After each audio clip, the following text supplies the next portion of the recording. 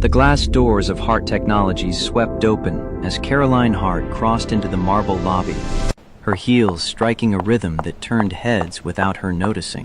32 and already 3 years into running a billion-dollar quantum computing firm, great job. We're so she'd proud mastered of the you. art of commanding rooms through posture alone. The charcoal Armani suit, the determined set of her jaw, the way she moved through space like she owned it. All of it sent one message: CEO first, everything else a distant second. The morning stretched ahead with the weight of consequence. Quarterly projections looked strong. The R&D team had breakthrough results on the new processor architecture. But none of that mattered if Sterling Investment Group walked away. $200 million hung in the balance, enough capital to cement Hart Technologies' expansion into markets her father had only dreamed of reaching. Enough to prove she belonged in the corner office Richard Hart had built from nothing. Caroline checked her watch. 20 minutes until the Boston delegation arrived. Just enough time to review notes one final time, to ensure every number landed precisely where it needed to.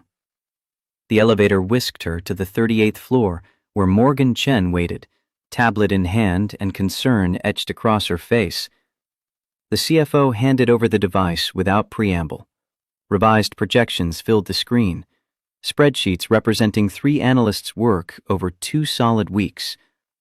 But Morgan's expression suggested the numbers weren't the problem. A message had arrived late last night from Sterling's offices. Caroline's eyes narrowed as she read between carefully diplomatic lines.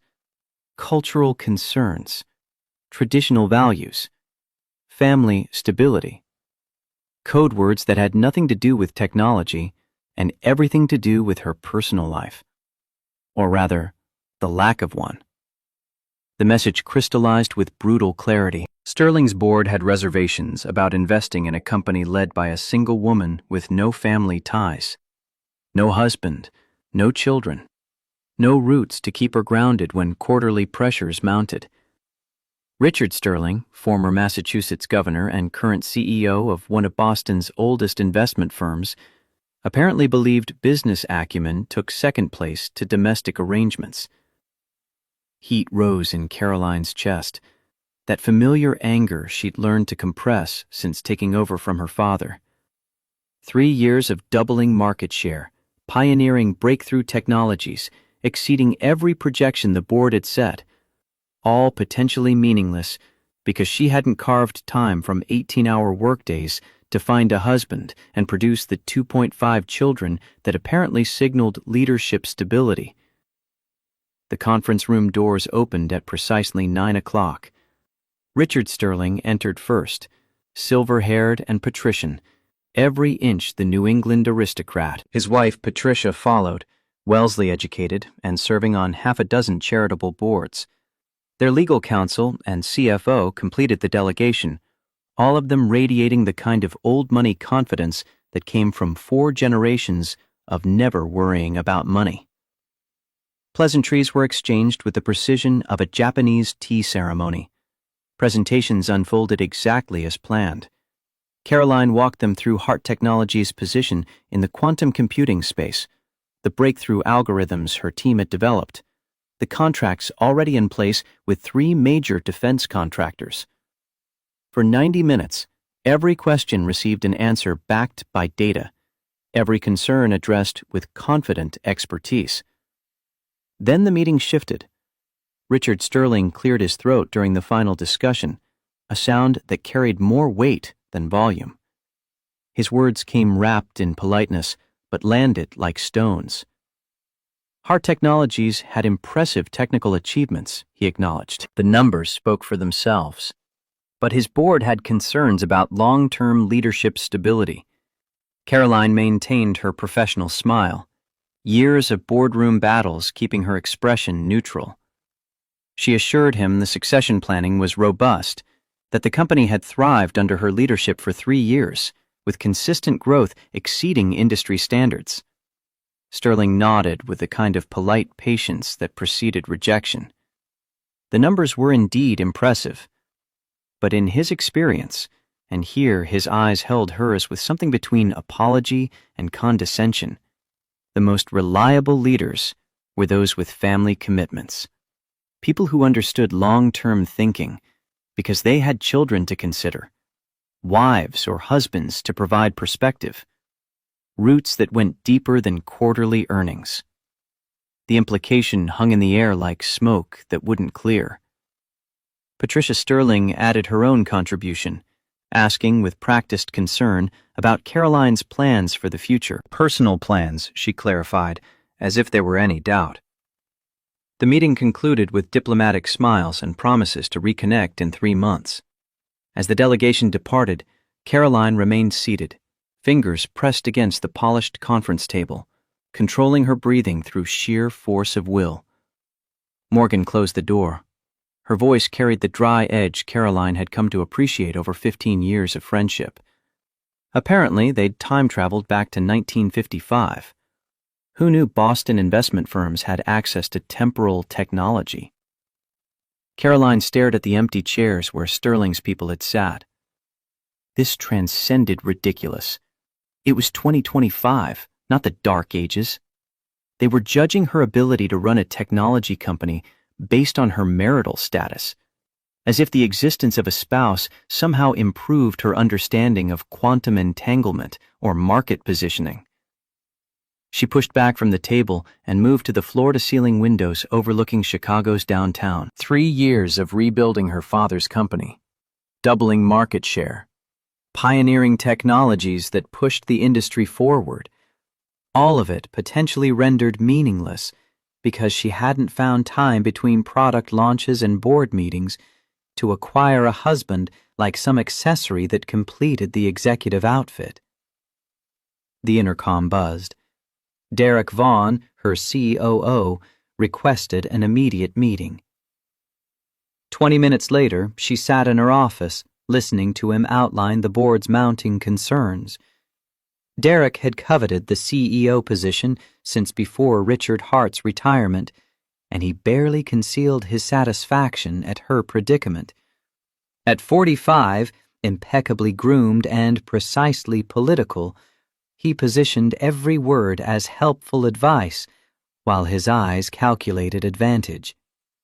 The board had been monitoring the Sterling situation closely, he explained.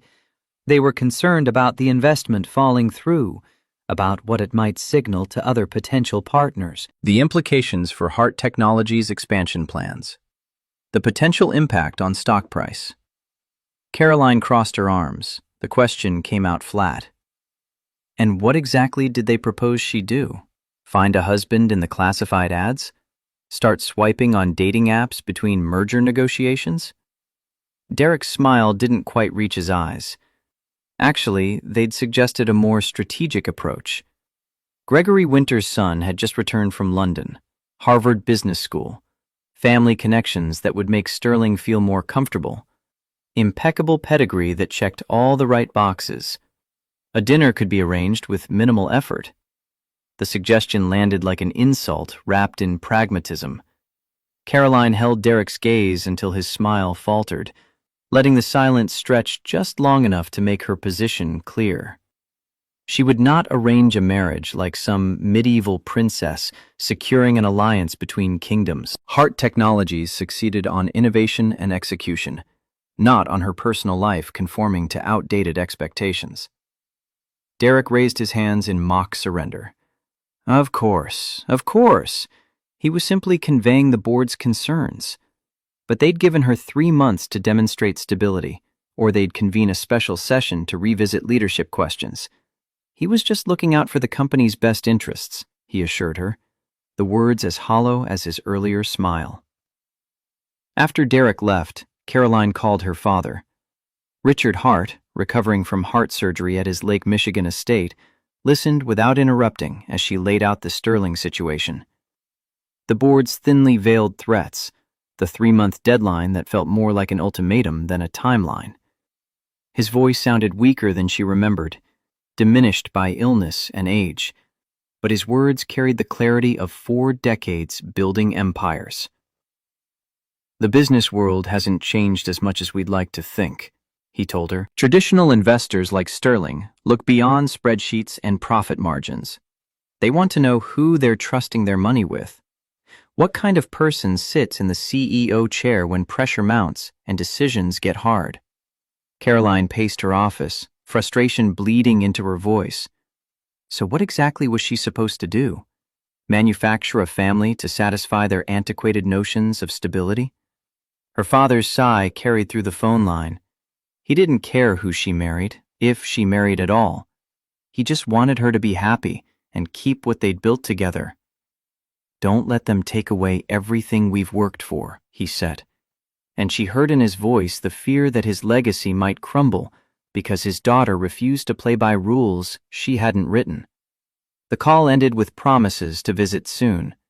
Caroline sat at her desk afterward, staring at the family photo from before her mother's death 15 years ago. The three of them on a sailboat.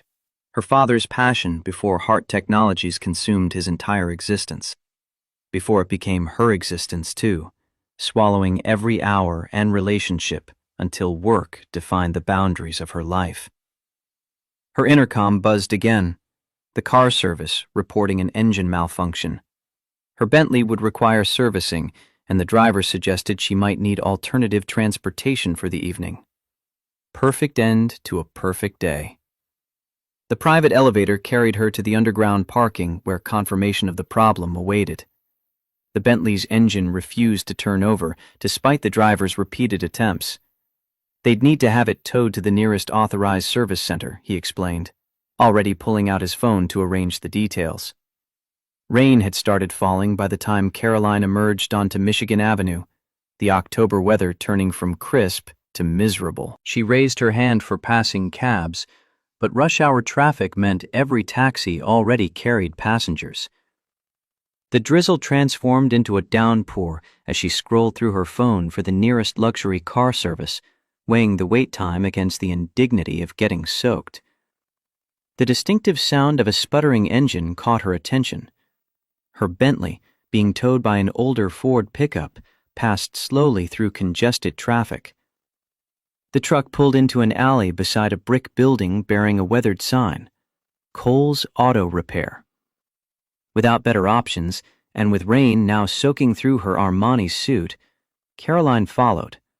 Her Italian leather shoes splashed through puddles that would require professional cleaning. The garage appeared unexpectedly clean for an urban repair shop. Tools organized methodically on pegboards, floors swept despite the constant battle against grease and grime. A radio played classic rock at low volume, the sound mixing with rain drumming on the metal roof. Her Bentley sat in the center bay, hood already open. A pair of worn work boots protruded from underneath the vehicle, attached to legs in oil-stained jeans. The rest of the mechanic remained hidden beneath several thousand pounds of German engineering. Caroline cleared her throat. She was Caroline Hart, she announced to the boots. That was her car. The boots slid out, revealing their owner with efficient economy of movement. The man didn't look up immediately, his attention focused on wiping his hands with a shop rag darkened by years of use. Mid-30s, she estimated, with a broad-shouldered build that came from actual work rather than gym memberships. Dark hair cut military short, more practical than stylish. When he finally met her gaze, Caroline found herself assessed by eyes that carried unexpected intelligence, a mechanic's evaluation that saw past expensive suits to the problem requiring diagnosis. His voice emerged level and professional, carrying none of the excessive deference she'd grown accustomed to. Her driver had mentioned engine trouble. He'd completed a preliminary diagnosis but needed to confirm a few things before providing a full estimate. Caroline checked her watch, the gesture automatic. She needed this resolved quickly. How long would repairs take? He stood, revealing his full height, several inches taller than her despite her heels, and moved to the engine compartment with practiced efficiency. The answer depended on what he found, but she had a rare problem, the kind dealerships typically missed. They'd probably recommend replacing the entire engine, charge her $30,000 over 3 weeks, and leave her without a vehicle the whole time. Caroline raised an eyebrow. And he could do better? He didn't look up from the engine bay. He could isolate the actual problem, probably fix it for under $5,000, have her back on the road by tomorrow afternoon. No sales pitch accompanied the assessment. No attempt to impress or intimidate with technical jargon. Just confidence born of experience, delivered with the kind of straightforward competence that cut through the usual posturing Caroline navigated daily. The front door of the shop burst open, admitting a gust of wind and rain along with a small figure in a bright yellow raincoat. The girl skidded to a stop when she noticed the visitor, her initial momentum arrested by sudden shyness. Dark hair hung in damp curls escaping from her hood. She clutched a slightly soggy paper featuring a prominent red 100 circled at the top. The explosion of words came in a rush. "Daddy, she'd gotten 100 on her science test. Miss Patterson said her drawing of the water cycle was the best she'd ever seen." The sentence cut off midstream as the child became aware of the stranger, her natural exuberance colliding with uncertain reserve. The mechanic's entire demeanor transformed. The focused professional instantly became a proud father, his expression revealing laugh lines that hadn't been visible before. He knelt to examine the test paper with exaggerated interest, giving the child his complete attention despite Caroline's presence and the disabled Bentley requiring repair. The interaction caught Caroline off guard.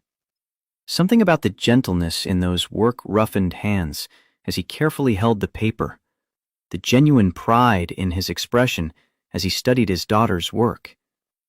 He looked up after a moment, including Caroline in the introduction. This was Miss Hart, he explained to his daughter.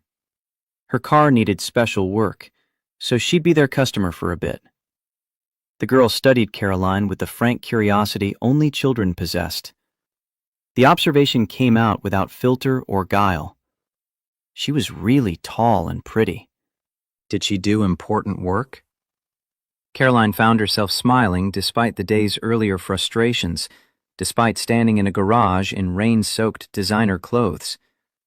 "Thank you," she replied. "Congratulations on the test. The water cycle was pretty complicated science for someone so young." The girl's face lit up with a compliment. She was going to be a scientist when she grew up, she announced. Or maybe an astronaut. Or maybe both, because why choose when you could do everything? The mechanic straightened, ruffling his daughter's hair with clear affection. "Why not both, indeed? Now go hang up your coat and get started on homework." He'd be done here in about 20 minutes. As the girl darted toward a small desk set up in the office area, she called over her shoulder in a rush of words that sounded like a different language entirely. Caroline's eyebrows rose in surprise, recognizing the cadence, if not the specific words. The mechanic noticed her reaction. His apology came with a slight smile. That was about her grandmother, his late wife's mother. The girl picked up languages like she was collecting them, switching between English and whatever else struck her fancy. She knew he didn't understand much, so sometimes she tested people to see if they did. Caroline processed the information. The girl hadn't been speaking Spanish or French or any of the languages she'd expect. What was she speaking? Just talking about space, he explained. She was in her astronomy phase. Last week it had been dinosaurs. The week before, ocean life. 6-year-olds and their obsessions. The correction landed softly, along with a realization. This wasn't a test of language skills. Just a father indulging his daughter's latest passion, letting her enthusiasm spill out in whatever form it took. Caroline glanced toward the office area where the girl had settled at her desk, already bent over homework with the same focused intensity her father had brought to the engine diagnosis. It was something in his tone when he mentioned his late wife. Not quite regret, but a distinct sense of distance from a former life. The military felt like another lifetime, he added, when Caroline's silence stretched. These days he just fixed problems with 4 wheels.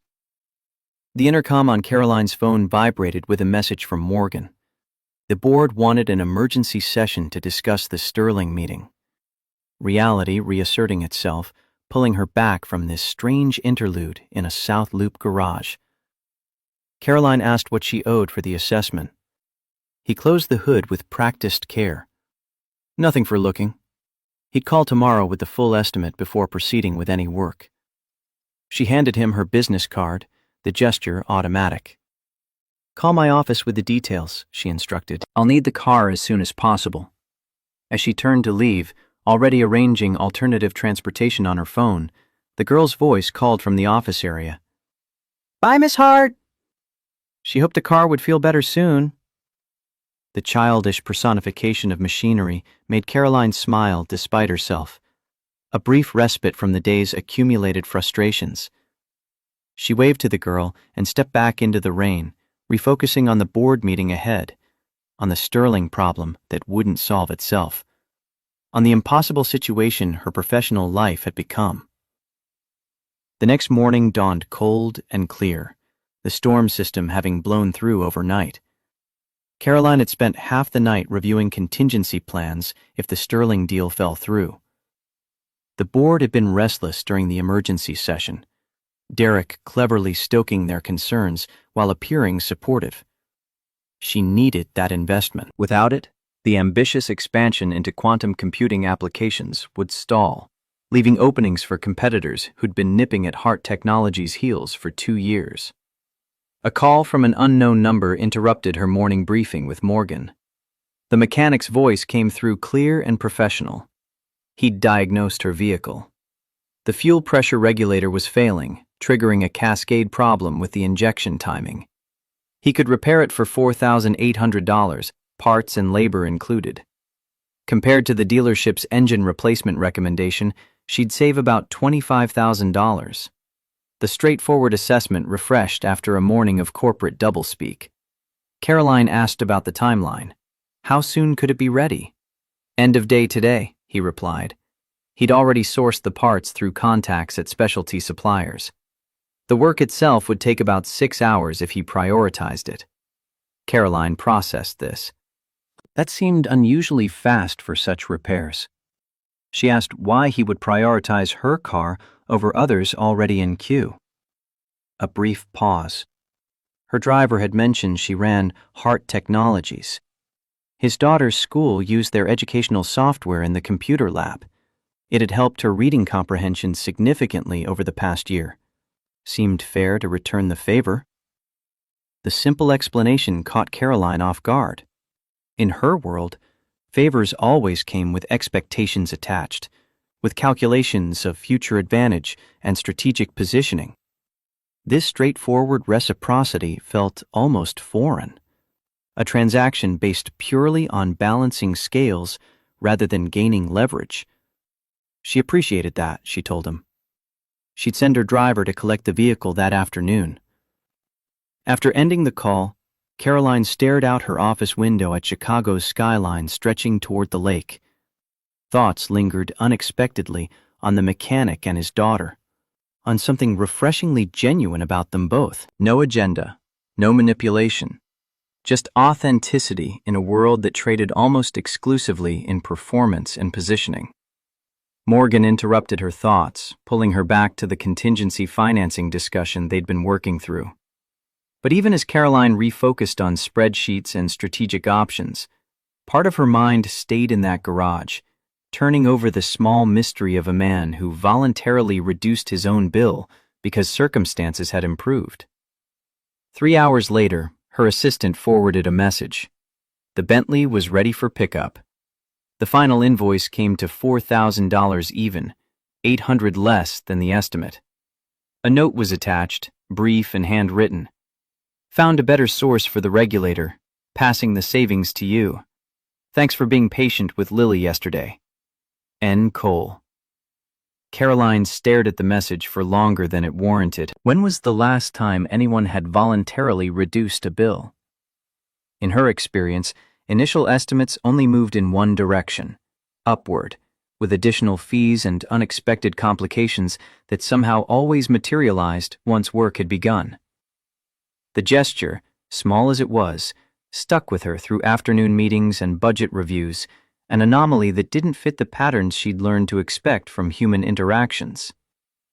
That evening, driving her repaired Bentley home through twilight traffic, Caroline took a detour. The rational part of her mind questioned the impulse, but something drew her back to Cole's auto repair. Perhaps simple curiosity. Perhaps the need to understand this small deviation from her otherwise predictable world. Perhaps something else she wasn't quite ready to examine. The garage remained open, though most bays stood empty. The mechanic's pickup truck was parked outside, along with an older sedan that probably belonged to a customer. Caroline pulled in, noticing immediately that something was wrong. He was pacing near the office area, phone pressed to his ear, expression tense in a way that transformed his earlier calm competence into visible stress. The girl sat on a bench nearby, unusually subdued. Even from a distance, Caroline could see the difficulty in her breathing, the slight wheeze accompanying each inhale.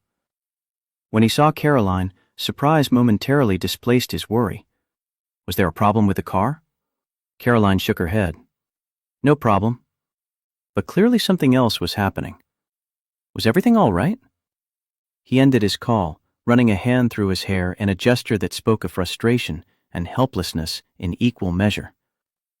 Their regular sitter had canceled last minute, family emergency she couldn't avoid.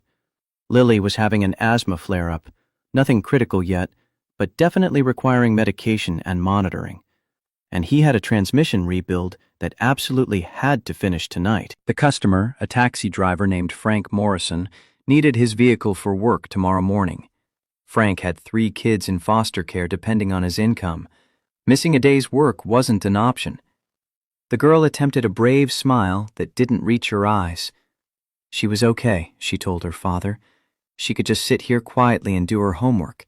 It wouldn't be a problem. He knelt beside her, gently checking her forehead for fever. She was wheezing, he said softly. She needed her medication and rest, not a garage bench for the next 3 hours. The conflict played across his face, visible in the tension around his eyes. Commitment to a customer who genuinely needed help versus his daughter who needed him more. Caroline heard herself speak before conscious thought had fully formed. She could take the girl home, she offered, if he trusted her. Where did she need to go? He looked up, clearly caught off guard by the suggestion. He couldn't ask her to do that. She barely knew them. This went far beyond any normal customer-mechanic relationship. Caroline met his gaze directly. He wasn't asking. She was offering. And she'd already cleared her evening schedule. A minor lie, but meetings could be rescheduled. Where did his daughter need to go? A silent evaluation passed between them. Him weighing his desperate situation against trusting his daughter with someone who is essentially a stranger, albeit one with a verifiable identity and clear means. Her waiting, equally surprised by her own impulse to help, uncertain why she was inserting herself into a stranger's crisis. Finally, he nodded. Their apartment was just 3 blocks east. She needed her inhaler and the nebulizer treatment, the usual protocol when her breathing got this bad. He'd only need about 90 minutes to finish the transmission job, 2 hours maximum if complications arose. The girl looked between them, her breathing audibly labored now. She could show Miss Hart how the medicine worked, she offered. Nurse Kelly at the clinic had taught her the whole routine last time. The child's attempted self-sufficiency broke something in Caroline's carefully constructed defenses. She held out her hand. Come on, she said gently. Let's get you feeling better while your dad finishes his important work. The walk to the apartment was slow, accommodating the girl's breathing difficulties. The building was a pre-war walk-up, modest but well-maintained, the kind of structure with character but minimal amenities. Their third-floor apartment reflected the mechanic's ordered mind. Simple furnishings kept meticulously organized, with touches of warmth in homemade art projects displayed on walls and refrigerator. The girl directed Caroline to her medication with practiced familiarity that no 6-year-old should possess. The nebulizer hummed to life, creating a mist that she breathed through a mask, her small body gradually relaxing as the medication took effect. Caroline sat beside her on a worn but clean sofa, noticing the framed photos on the side table. A beautiful woman with warm eyes smiled beside the mechanic in wedding attire, both of them young and hopeful. The same woman held an infant version of the girl. Family portraits tracked the child's growth: first birthday, second birthday, third birthday, until abruptly the woman disappeared from the timeline. The progression stopped, leaving only father and daughter in subsequent frames. The girl's voice came muffled behind the nebulizer mask, but her eyes watched Caroline closely. "That was her mom," she said matter-of-factly. "She was in heaven now. There had been a car accident when the girl was 3. Her dad said Mom was watching over them like a guardian angel." Caroline felt a pang of recognition, the same abrupt absence that existed in her own family photos after her mother's cancer took her. She shared this carefully, keeping her voice gentle. She'd lost her mother too when she was 17. The girl reached over, patting Caroline's hand with startling empathy.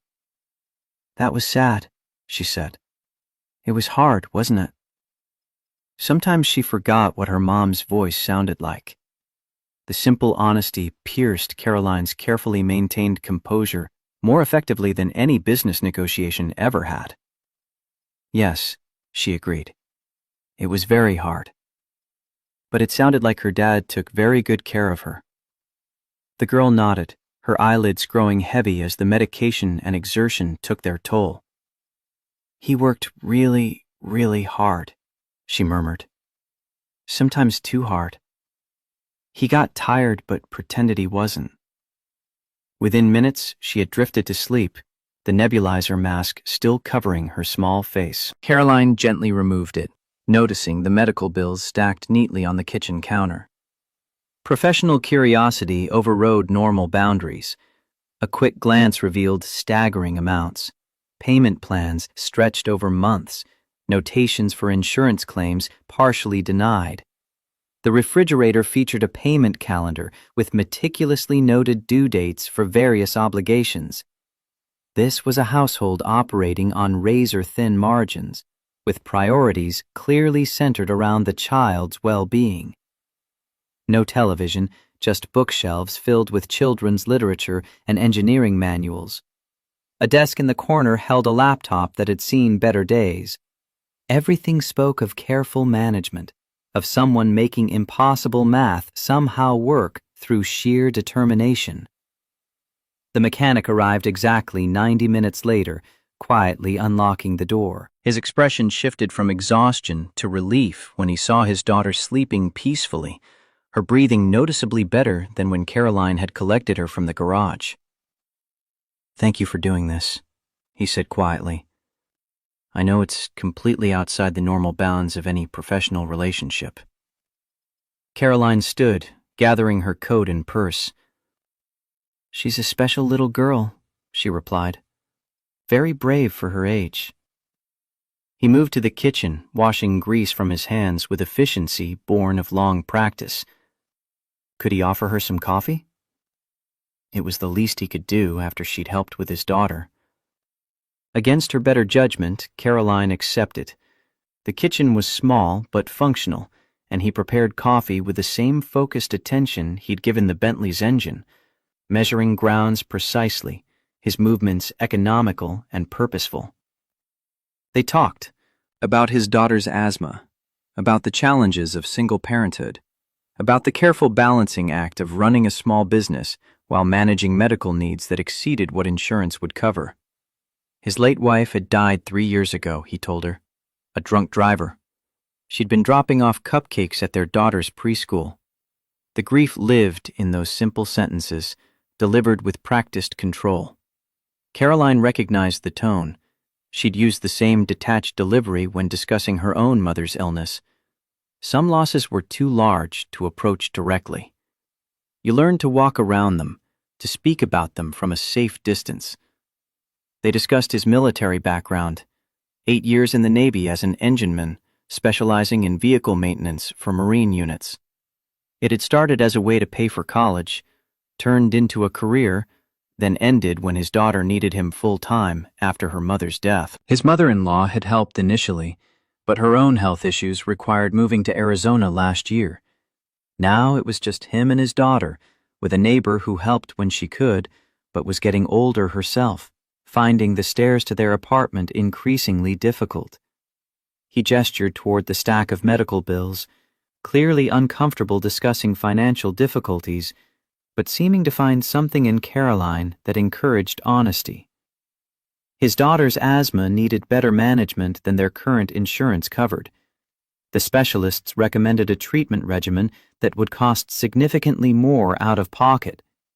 He was making it work, he said, but the strain showed in his eyes, in the careful way he chose words that acknowledged reality without quite admitting defeat. Caroline found herself studying him with growing interest. This was a man accustomed to solving problems independently, to carrying burdens without complaint. The bills, the foreclosure notice she'd glimpsed on the counter, the careful budget calendar on the refrigerator, all of it painted a picture of someone fighting an uphill battle with quiet determination. Her phone buzzed. Morgan texting about tomorrow's agenda, about the board's concerns, about Derek's maneuvering for position. The corporate world intruding on this strange domestic interlude, pulling her back toward the life that made sense, that followed rules she understood. She should go, Caroline said. Early day tomorrow. He walked her to the door. Thank you again for helping with my daughter, he said. That was unexpectedly kind. As Caroline reached the hallway, the girl's sleepy voice called from the couch. Bye, Miss Hart. You're nice. You should visit again. The innocent invitation stayed with Caroline during her drive home to the penthouse overlooking Lake Michigan.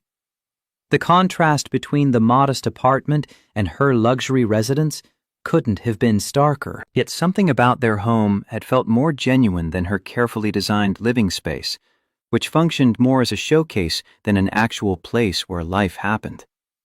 3 days passed. Caroline requested a background check, discreet and thorough, telling herself it was simple due diligence.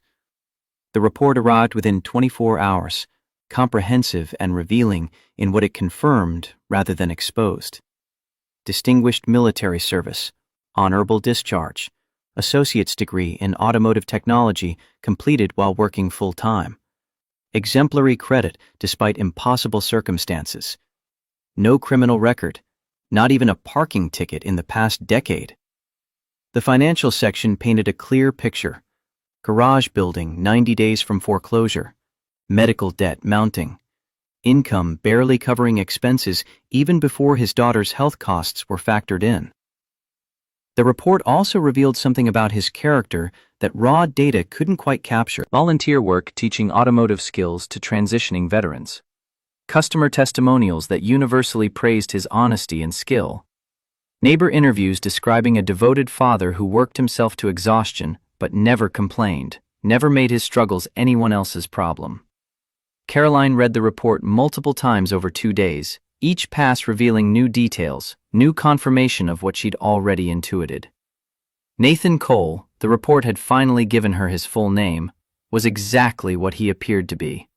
An honest man doing his best under impossible circumstances, asking for no one's help, accepting no one's pity, simply pushing forward because his daughter needed him to.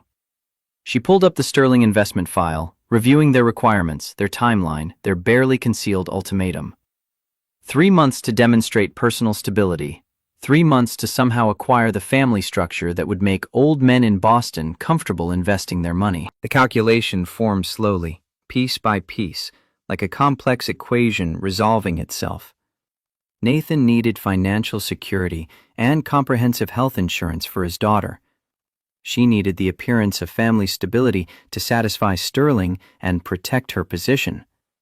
Both had needs neither could meet alone. Together, they could solve both problems. The ethical implications swirled through her mind. Was this manipulation?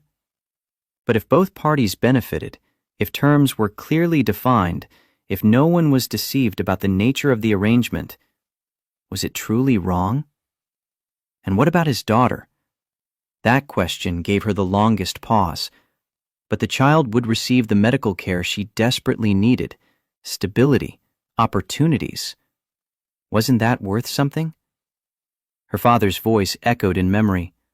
Sometimes you have to play their game to change the rules. Caroline made her decision. She called Nathan's number, the one from his business card that she'd kept in her desk drawer. When he answered, she didn't waste time with pleasantries. She had a business proposition, she told him. Something unusual that would require an open mind and absolute discretion. Could they meet privately to discuss it? Thursday afternoon found her back at Cole's Auto Repair, arriving during his lunch break as arranged. He looked surprised but professional, greeting her with the same straightforward competence he'd shown before. There was no problem with the Bentley, she assured him, but she did have something important to discuss. Was there somewhere they could talk privately? He cleared a chair in his small office, remaining standing himself, waiting. Caroline took a breath, steadying herself for what she was about to propose. What I'm going to suggest will sound unusual, she began, perhaps even offensive. But I ask that you hear me out completely before responding. His expression turned wary. That's not the most reassuring start to a conversation. She nodded, acknowledging his concern. Then she laid it out, clinical and direct. Hart Technologies was negotiating a critical investment with Sterling Investment Group, but they'd expressed reservations about investing in a company led by an unmarried woman. They considered it a stability risk, she explained, unable to keep the bitterness entirely from her voice. Her board shared these concerns. They'd given her 3 months to demonstrate personal stability or risk losing her position. She watched understanding dawn in his eyes, watched him begin to put the pieces together before she'd even stated her proposal explicitly. I'm suggesting a mutually beneficial arrangement, she said clearly. A marriage of convenience lasting 1 year. You would receive a monthly stipend equivalent to an executive administrator's salary, comprehensive health insurance for you and your daughter, and ownership of your garage building transferred to you free and clear at the conclusion of our arrangement. He stared at her, incredulity battling with something else in his expression, recognition of his desperation perhaps, or anger at having it so clearly identified and exploited. You want to hire me to be your husband? He said flatly. A business arrangement, she corrected. Temporary and strictly defined. You help me secure my position and the Sterling investment. I help you secure financial stability and proper health care for your daughter. He stood abruptly, pacing the small office, hand running through his hair. This was insane, he said. She didn't even know him. They were strangers. Caroline remained seated, keeping her voice level. She knew enough. She'd done her homework. His military record was exemplary. His financial difficulties stemmed from his daughter's medical needs, not poor judgment. He was honorable, hardworking, and clearly his daughter's well-being was his highest priority. His head snapped toward her. You ran a background check on me. She didn't apologize. Of course she had. She wouldn't propose this arrangement without due diligence. His service record, his business history, his personal character. She'd verified all of it. The investigation had revealed a man struggling through circumstances beyond his control, not through any failing of his own. His jaw tightened. So you know I'm about to lose this place. You know I'm desperate. And you think you can just... She cut him off gently. I think we can help each other. Neither of us needs to be anyone's charity case. This is a transaction, a business deal where both parties benefit. He turned away, looking through the office window at his daughter, who was carefully completing homework at her small desk, unaware of the conversation that might change her life. When he spoke again, his voice had lost its sharp edge, replaced by something heavier, something that sounded like defeat accepting itself. "I promised her mother I'd always take care of her," he said quietly, "that I'd give her every opportunity. Now I'm about to lose this business, maybe even our apartment. Her treatments keep getting more expensive. The specialist says she needs medication that costs—" He stopped himself, shaking his head as if the specific number didn't matter, which perhaps it didn't. What mattered was the gap between what his daughter needed and what he could provide. "You're not failing her," Caroline said softly. "You're facing impossible choices that no parent should have to make. I'm offering a solution." He turned back to face her. "A solution that involves lying to her, teaching her that marriage is a business transaction." Caroline had anticipated this objection. They could tell his daughter the truth, she said, an age-appropriate version, that they were special friends helping each other, no different from him helping their neighbor with groceries in exchange for childcare. A fair exchange between people who respected each other. Nathan didn't look convinced. "And what about the rest of the world? Your fancy corporate board and Boston investors?" To them, Caroline explained, they would present as a committed couple who married after a genuine connection. A love story that checked all their boxes. The devoted single father meets the career-focused executive. They find unexpected balance together. It would play well in the media, satisfy Sterling's concerns, and protect both their interests. What exactly would this arrangement entail, he asked. Where would they live? What would people expect from them? Caroline had thought this through carefully. For appearances, they would need to cohabitate. Her penthouse had 3 bedrooms, plenty of space for privacy. His daughter would have access to the best schools and medical care in Chicago. He could continue running his business without financial pressure. After 1 year, they would quietly divorce, setting irreconcilable differences. No drama, no scandal. Everyone walks away better than they started. Nathan's laugh held no humor. "You've really thought this through, haven't you?" "It's what she did," Caroline replied simply. "Identify problems, create solutions, execute efficiently." "And what about my daughter?" His voice sharpened. "She's not a business problem to solve. She's a little girl who's already lost her mother. What happens to her when this arrangement ends and suddenly she loses you too?" The challenge struck home. Caroline hadn't fully considered the emotional impact on the child, had perhaps deliberately avoided examining that particular complication. She thought quickly. He was right, she acknowledged. His daughter's well-being came first. They would move slowly, she suggested. Introduce changes gradually. The child could maintain her relationship with their neighbor, keep connections to her current life. The transition would be presented as an adventure, not a replacement for what she'd lost. Nathan studied her with those observant eyes that seemed to see beyond her corporate persona. "Why me?" he asked. "You could find 1,000 men in Chicago willing to make this deal, probably for less trouble and money." The question caught Caroline off guard because she'd asked herself the same thing repeatedly over the past 3 days. The logical answer was convenience and opportunity. He'd appeared at precisely the right moment with the right combination of needs and character traits. But something deeper had influenced her choice, something she hesitated to examine too closely. "You're genuine," she said finally. "In my world, that's rare and valuable. Your daughter adores you, which speaks volumes about your character. And frankly, you have no connections to my corporate sphere, which minimizes complications and conflicts of interest." It was all true, if not quite the complete truth. Nathan turned back to the window, watching his daughter remove an inhaler from her backpack and take a careful puff, the action so practiced it barely interrupted her homework. His expression reflected the weight of fatherhood, the impossible calculation of trying to determine what would truly serve his child best. Finally, he spoke. I'd need conditions. Non-negotiable ones. Caroline nodded, relief flooding through her. He was considering it. Name them, she said. His conditions came clear and firm. First, they wouldn't lie to his daughter.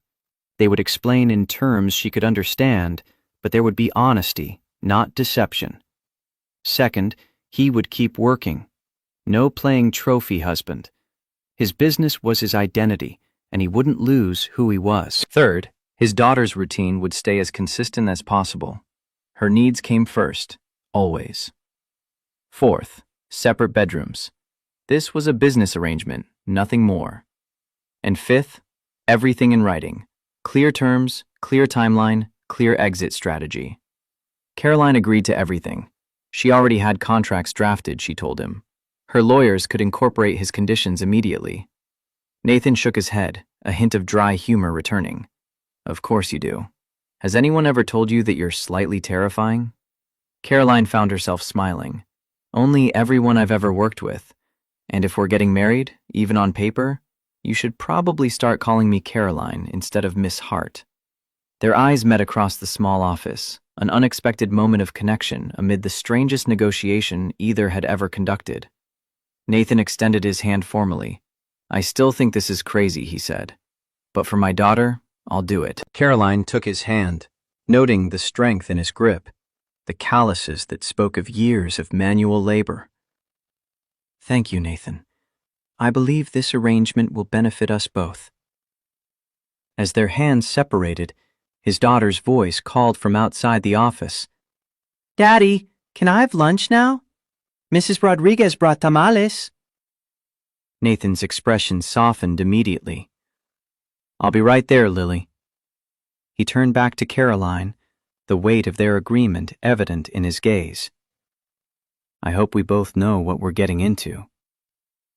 Caroline wished she could offer certainty, but in truth, she was venturing far outside her realm of expertise.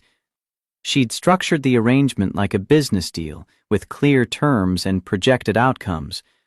But something told her that the human elements, the child's heart, this man's pride, her own unexpected reactions to them both, wouldn't conform neatly to contractual clauses.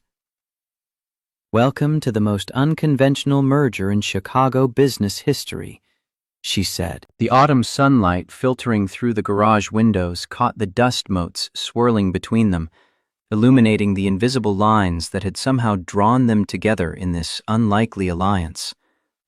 Whether it would lead to disaster or salvation remained to be seen. But for now, they had a contract to draft, a story to create, and a little girl waiting for lunch. An unexpectedly ordinary beginning to what would prove the most extraordinary arrangement of their lives. 2 weeks of preparation had transformed the theoretical into the tangible. Contracts signed, arrangements finalized, belongings packed. Now Caroline stood in her penthouse watching Nathan carry boxes through the door while Lily sat cross-legged on the marble floor, arranging stuffed animals in a careful semicircle. The girl whispered to her toys, words too soft to hear but intent clear enough. She was trying to comfort them when she herself needed comforting, facing a change larger than any 6-year-old should have to navigate. Nathan set down another box, surveying the space with an expression somewhere between discomfort and disbelief. The penthouse occupied the entire 48th floor, floor-to-ceiling windows offering panoramic views of Lake Michigan stretching to the horizon. 3,200 square feet of marble and hardwood, designer furniture positioned with mathematical precision, art on walls that probably cost more than his truck. Everything pristine and minimal and utterly impersonal, more hotel suite than home. Caroline emerged from her office, tablet in hand, still dressed for work despite the weekend. The guest suite was ready, she announced without preamble. She'd cleared the closets and dressers per their agreement. Her gaze fell on Lily with her stuffed animals, uncertainty flickering across her features. Did the child need anything special? Different lighting? storage solutions for toys. The awkwardness in her tone revealed how far outside her expertise this situation pushed her. Nathan recognized the look of someone consulting an instruction manual for a device they'd never encountered. Kids needed consistency during transitions, he explained gently. They brought Lily's nightlight, her favorite blanket, the sound machine she'd used since infancy.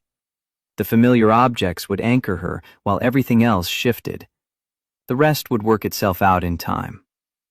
Caroline nodded, already making mental notes, approaching parenthood like a project requiring research and optimization. She'd scheduled an appointment with Dr. Patel for tomorrow, the pediatric pulmonologist she'd mentioned. The office had agreed to fit Lily in as a favor, fast-tracking what normally required weeks of waiting. Nathan's jaw tightened at the reminder. Every benefit came stamped with the knowledge that he couldn't have provided it himself. That was fast, he managed, the words carrying more weight than their surface meaning. Caroline missed the tension, still focused on her checklist. She'd also updated their cover story, she continued, the narrative they'd present to the world. They'd met 6 months ago when he'd serviced her vehicle, kept in touch sporadically. The connection had grown organically over time.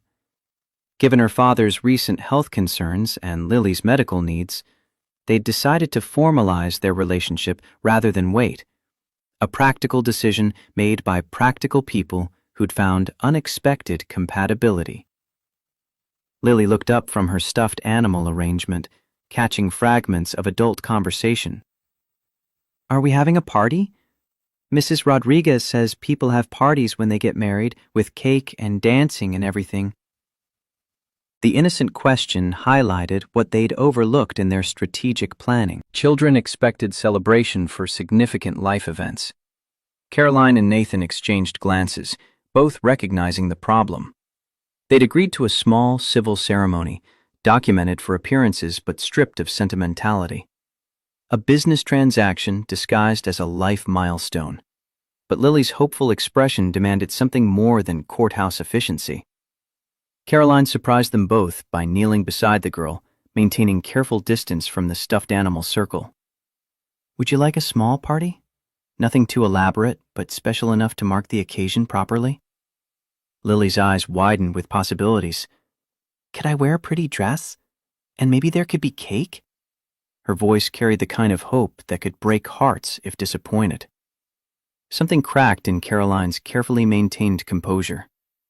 Of course, she replied, her voice softer than Nathan had heard it. Every special occasion needs cake. That's practically a rule. Nathan watched the exchange with complicated emotions. Caroline was trying. He had to acknowledge that truth. But each step deeper into this elaborate charade increased his discomfort, amplified the potential for eventual damage. They were building a fiction that would have to collapse eventually, and Lily would be caught in the wreckage. Later that evening, they attempted their first family dinner. Caroline had ordered from an upscale restaurant, beautifully plated meals arriving in insulated containers. Nathan would have just cooked something simple, pasta maybe, or grilled chicken. But he'd agreed to this arrangement, which meant accepting her world and its assumptions about how things should be done.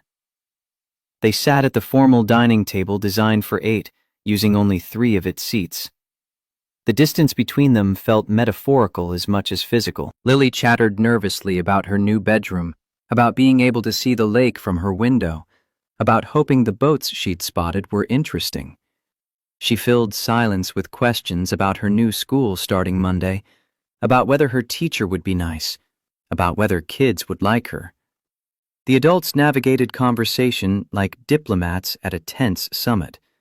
Caroline asked about Nathan's day with stilted formality. Nathan inquired about her work with careful politeness. Both were acutely aware of each word, each gesture, performing normalcy for Lily's benefit while feeling anything but normal themselves. Lily's observations cut through the pretense with childish directness. Why did they sit so far apart? Jenny's parents held hands during dinner. Why did they talk like they were at a school meeting instead of home? Each question spotlighted the artificiality they were trying to hide. Caroline deflected with half-truths about different families having different ways of being together. Nathan changed subjects, asking about Lily's homework. But the damage was done, the cracks visible in their carefully constructed facade. Small victories emerged despite the awkwardness. Caroline showed genuine interest when Lily explained her science project. Nathan found himself appreciating Caroline's intelligence when she discussed the quantum computing breakthrough her team had achieved. They shared a laugh when Lily told her favorite joke, something about atoms making up everything, her delivery earnest and proud. After Lily's bedtime, Nathan found Caroline on the terrace overlooking Chicago's glittering skyline. Autumn chill was settling in, carrying the promise of winter. He'd been thinking about Lily's questions at dinner, he began, about how quickly children formed emotional attachments. She was already investing in the idea of them as a family unit. Caroline leaned against the railing, her silhouette sharp against the city lights. She'd noticed too, she admitted. She hadn't anticipated how rapidly children processed and internalized change. Perhaps they needed clearer boundaries, better definitions of what this arrangement actually was. Nathan's frustration bled into his voice. Boundaries. She's 6 years old. She sees a kind woman suddenly living with her and her dad, talking about parties and cake. In her mind, they were already a family. Explaining the nuances of contractual arrangements to a first grader wasn't exactly feasible. The reality hung between them, heavy and undeniable. The arrangement made perfect sense on paper, in spreadsheets and legal documents, but it overlooked the most vulnerable person involved, the one whose heart didn't understand business logic or strategic positioning. Caroline's phone chimed, shattering the moment. Morgan with a message. The PR team had their announcement prepared for Monday's release. The story would break in the business section, carefully crafted to hit exactly the right notes. She showed Nathan the draft. The language painted their union in broad romantic strokes, while emphasizing practical compatibility. Respected CEO Caroline Hart had found unexpected love with decorated Navy veteran Nathan Cole. The devoted single father brought grounding perspective to her high-pressure corporate world. Their shared values and complementary strengths had led to rapid courtship. Sometimes you just know, the fabricated quote attributed to Caroline read. Nathan studied the words, unease growing with each sentence. This makes me sound like a character from a Hallmark movie, he observed. The devoted father who sacrificed career advancement, the blue-collar hero with a heart of gold. It reduced his actual life to a collection of marketable traits. Caroline reclaimed her phone. That's precisely the point, she replied. The narrative needs to appeal to Sterling's sensibilities, to their ideas about what constitutes proper family structure and values. She paused, her voice dropping slightly. None of it is entirely untrue, just strategically emphasized. Nathan's gaze sharpened. Except the love part. That's entirely fiction, and we both know it. An unexpected flicker crossed Caroline's face before she turned back to the city lights. Yes, she agreed after a beat. Of course. Monday brought the media announcement and immediate ripples through Chicago's business community.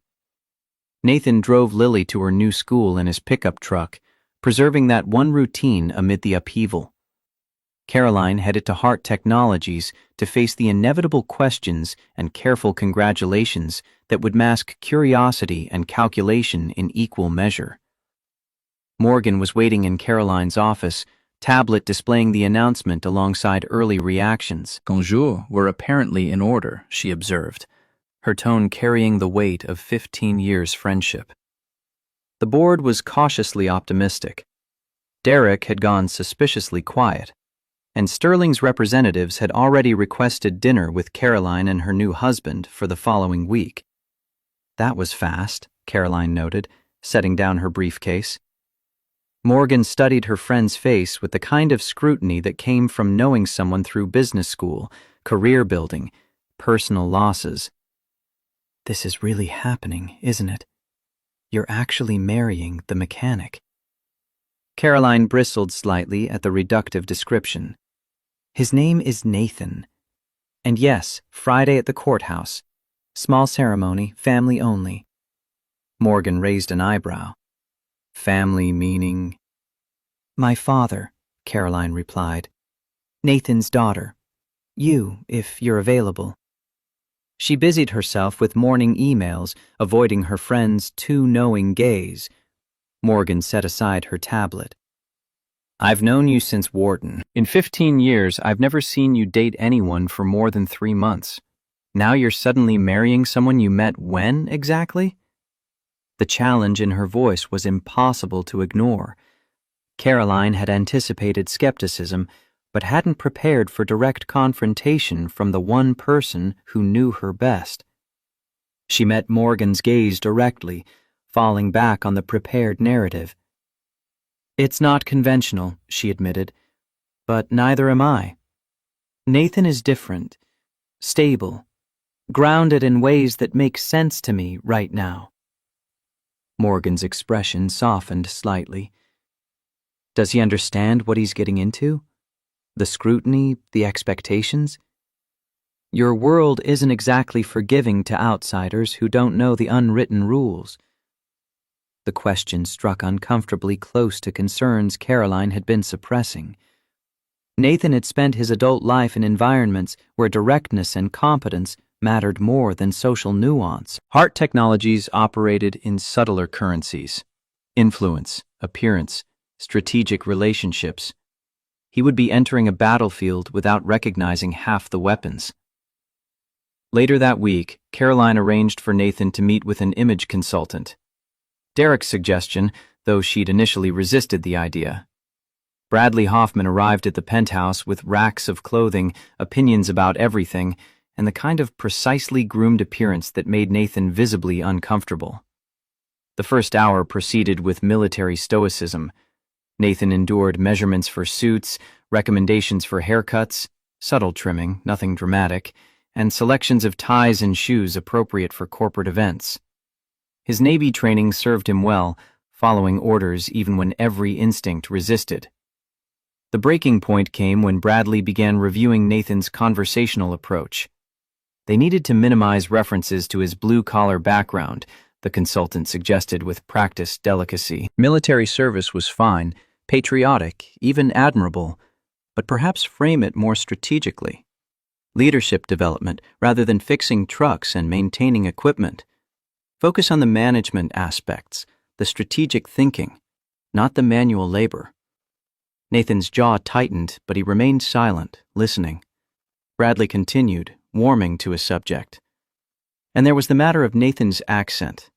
Nothing terrible, he hastened to add, but there was a subtle working-class Chicago inflection. For board functions and high-level events, more refined diction would serve better. He could recommend an excellent speech coach who'd worked with several executives from non-traditional backgrounds. Nathan stood abruptly. I'm not ashamed of who I am or where I come from. The words coming out harder than perhaps he'd intended. Bradley blinked, caught off guard. Oh no one's suggesting shame. Just polish. Professional presentation. Surely he wanted to fit into Caroline's world. I agreed to wear the suits, Nathan continued, his voice controlled but inflexible. I didn't agree to become someone else entirely. The distinction was absolute. He walked out, still wearing the new dress shirt, but deliberately keeping his old work boots, a small rebellion against the transformation being imposed. Caroline returned home to find Bradley packing up, flustered and clearly affronted. Nathan was on the terrace, posture radiating defiance and something deeper. Anger at being asked to erase himself, perhaps, or recognition of just how much this arrangement would demand. Your consultant mentioned there was an incident, Caroline ventured carefully. Nathan didn't turn around. Your fashion guru suggested I needed elocution lessons. Apparently my working-class Chicago accent might embarrass you at board functions.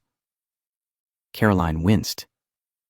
She could imagine exactly how Bradley had phrased it, all passive-aggressive concern wrapped in professional advice. Bradley can be overzealous, she offered. His job is to anticipate potential issues. Nathan turned, anger clear in his eyes. The potential issue is that I'm not ashamed of who I am. I served my country. I work with my hands. I speak the way I speak. If that's a problem for your world, maybe we need to reconsider this entire arrangement. The words hung between them, the first real threat to their carefully constructed agreement. Caroline took a breath, then surprised herself with genuine contrition. You're right. I apologize.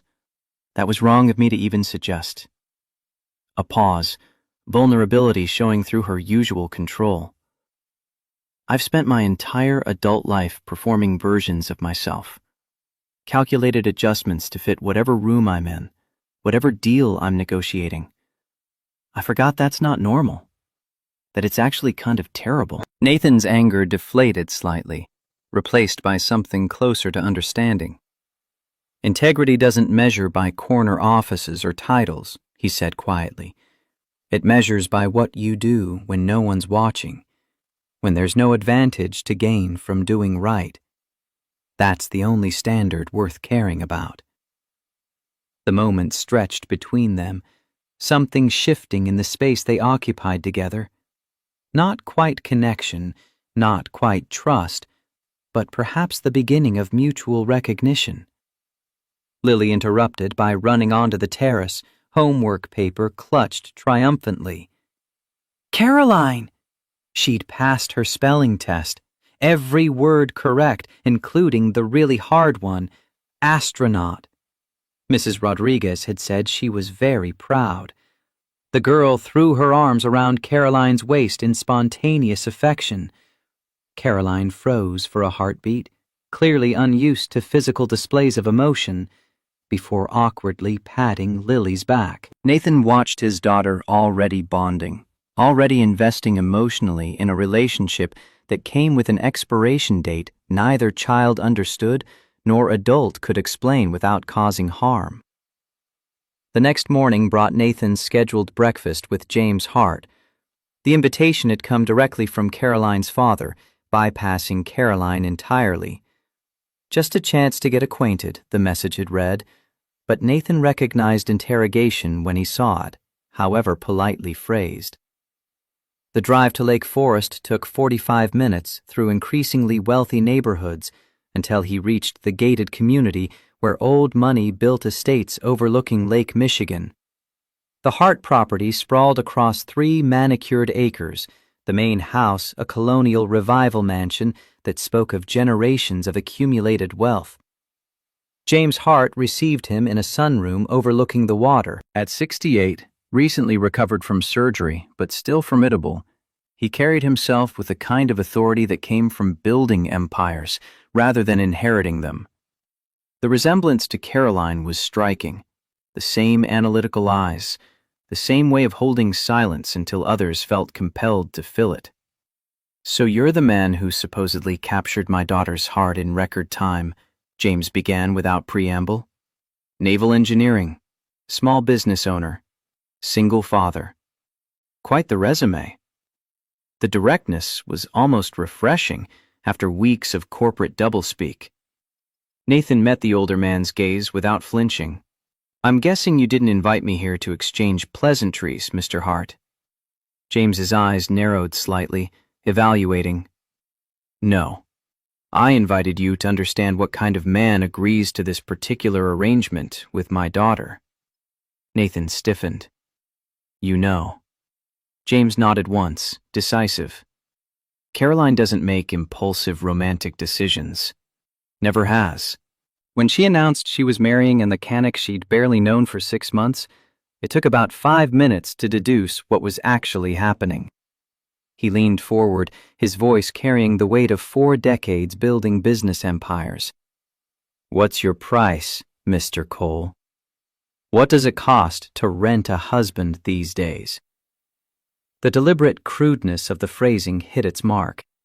Nathan stood, hands clenched. I think we're done here. James remained seated, expression unchanged. Sit down. If you storm out now, you'll only confirm my suspicions that you can't handle difficult conversations. And my daughter needs someone who can handle difficulty without flinching. Nathan hesitated, then slowly retook his seat. Your daughter proposed a business arrangement that solves problems for both of us, he said carefully. There's nothing sordid about a mutually beneficial agreement between adults. James studied him for a long moment. My daughter is brilliant at business, absolutely exceptional, but she's remarkably naive about people. She believes she can compartmentalize everything, separate emotion from transaction, personal from professional, keep everything in neat boxes that never touch. He gestured toward the window overlooking the lake. I've lived in this house for 35 years. Built a company, raised a daughter, buried a wife I loved more than I knew how to express while she was alive. You know what I learned? Nathan waited. Life doesn't respect the boundaries we try to impose on it, James continued, especially when children are involved. You think you can keep this arrangement purely transactional, but that little girl in your life? She's not going to understand contracts and exit strategies. She's going to bond with Caroline. Love her, probably. And when this arrangement ends, and it will end one way or another, she'll be the one who pays the price. The assessment cut deeper than Nathan wanted to admit. He justified the arrangement as necessary for Lily's medical care, but he'd avoided examining the fuller implications. What it taught her about relationships, about solving problems, about authenticity versus performance. James's expression softened slightly, something almost like sympathy crossing his features. I won't interfere. Caroline makes her own decisions and always has, even when I wish she'd listen to counsel. But understand this clearly. If you hurt my daughter, contract or no contract, intentions or no intentions, there will be consequences. I've spent 40 years protecting what I built. That includes protecting her. Nathan met the older man's gaze steadily. I have no intention of hurting anyone. We've been very clear about the parameters of this arrangement. James's smile held no warmth. No one ever intends to cause harm. And yet, he stood, moving to the window. Let me tell you something about intentions versus reality. My marriage to Elizabeth, Caroline's mother, started as a pragmatic arrangement. Two wealthy families wanting to strengthen business ties. She was 22, I was 25. Neither of us wanted it. He pulled a photo from his desk, showing it to Nathan. A young James and a beautiful woman in wedding attire, their smiles stiff and forced, nothing of genuine joy in the image. Took us 3 years before we actually fell in love, James continued. 5 years before we admitted it to each other. Then we had 15 years of genuine happiness before cancer took her. He set the photo down carefully. Life doesn't respect our plans, Mr. Cole. Sometimes the best things start in unexpected ways. Sometimes arrangements become real, but only if you're honest with each other and with yourself about what's developing. Nathan absorbed this revelation, recalibrating his understanding of both James and Caroline. The older man wasn't threatening him or judging him. He was offering hard-won wisdom from someone who'd walked a similar path decades earlier. One more thing, James added. Derek Vaughn is presenting his case to the board tomorrow at 2 p.m. He's gathered evidence about your arrangement, financial transfers, timeline coincidences, testimony from household staff. Caroline will be blindsided. He specifically arranged this to catch her off guard when she can't prepare. Nathan's chest tightened. Why are you telling me this? Because I loved my wife, James replied simply. And I love my daughter. Your arrangement may have started this business, but I see how Caroline looks at you when she thinks no one's watching. And I see how you look at her. Maybe there's something real trying to emerge from this strategy you've constructed. Maybe it's worth fighting for. That's your decision to make. But you deserve fair warning of what's coming. Friday afternoon arrived with autumn sunshine and nervous energy. The Cook County Courthouse ceremony was scheduled for 2 o'clock, maximum efficiency with minimum sentimentality. Lily wore a blue dress she'd picked herself from Target, insisting it was perfect because it had pockets and also twirled when she spun. She carried a small bouquet of daisies, taking her role as flower girl with absolute seriousness. Morgan stood beside Caroline, expression carefully neutral, but eyes communicating volumes. James sat in the second row, his presence carrying weight beyond mere attendance. Nathan's friend Mike from the Veterans Automotive Training Program had come, along with Mrs. Rodriguez, who'd insisted on being there to see Lily's big moment. The judge's routine words carried unexpected heaviness.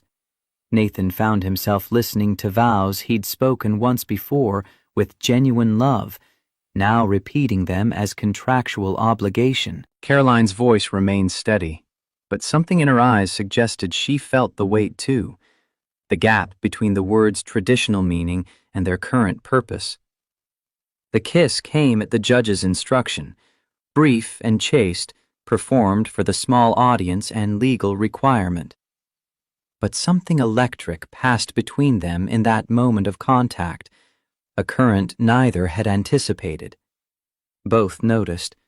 Both chose to ignore it, filing it away as an anomaly requiring no examination. The small reception afterward took place at the penthouse. Catered finger foods, champagne for adults, sparkling cider for Lily. The intimate group maintained their pretense, raising glasses to the happy couple while carefully avoiding eye contact that might reveal too much knowledge of the truth. Morgan's toast walked a careful line. To Caroline, the smartest person I know. And to Nathan, a brave man taking on quite the challenge. Her eyes held private meaning Caroline couldn't quite decipher. James offered his own words. To new beginnings. Sometimes they surprise us in ways we don't expect. The cryptic phrasing could mean anything or nothing. Mrs. Rodriguez spoke with simple genuineness. To a beautiful family. Lily deserves all the happiness in the world. Her words carried no hidden meaning, just sincere hope that made Nathan's chest ache with the deception they were performing. Lily charmed everyone who'd listen, showing her rock collection and explaining the difference between igneous and metamorphic formations with 6-year-old authority. She was completely content, glowing with the attention and celebration, unaware of the complexity surrounding the day's events. Nathan found Caroline alone on the terrace while the party continued inside. Your father thinks we're making a terrible mistake, he observed, watching the sun set over Lake Michigan. Caroline didn't turn from her contemplation of the water. He expressed similar concerns to me, but he's also a pragmatist. He understands what's at stake, with Sterling, with the board, with everything I've built. Nathan pressed the question he'd been avoiding. Is it worth it? All this deception just to satisfy some outdated expectations about what a CEO should look like? Caroline finally faced him, something fierce flashing in her eyes. It's not just about Sterling's investment. It's about maintaining control of my company. My father built Heart Technologies from nothing, poured his entire life into creating something that would last. I won't be the one who loses it because of corporate politics and gender bias. She paused, her voice intensifying. Sometimes you have to play their game to change the rules.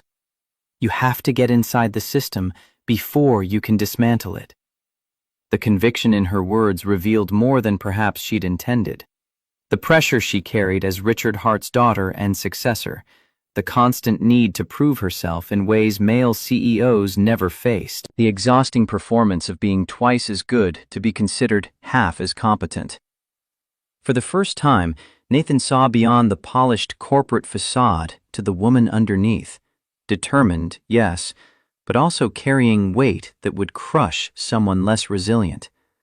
Protecting a legacy at any cost because the alternative meant admitting defeat to forces that shouldn't have power in a rational world. Tuesday evening brought their preview dinner with Sterling investment representatives. Not the full board yet, just Richard and Patricia Sterling, along with their CFO and legal counsel. An intimate gathering designed to assess the new family situation before committing fully to the investment. The Peninsula Hotel's private dining room offered traditional American fine dining in an atmosphere designed to put everyone at ease while maintaining proper formality. Nathan wore one of his new suits, Brooks Brothers navy, that fit well enough he almost forgot it wasn't his clothes. Almost. Patricia Sterling led the initial conversation, asking polite questions designed to evaluate while seeming merely friendly. How did automotive work compare to Nathan's Navy engineering experience? Nathan answered honestly. The fundamentals remained the same regardless of context. Diagnose the problem, identify the solution, execute the repair. The Navy had taught him systems thinking, understanding how each component affected the whole, how failure in one area cascaded through everything else. That principle applied equally to diesel engines and transmission systems. Richard Sterling nodded with what appeared to be genuine approval. Systems thinking. Good foundation. Business operates on the same principles. Everything connects to everything else. The more pointed question came wrapped in casual conversation.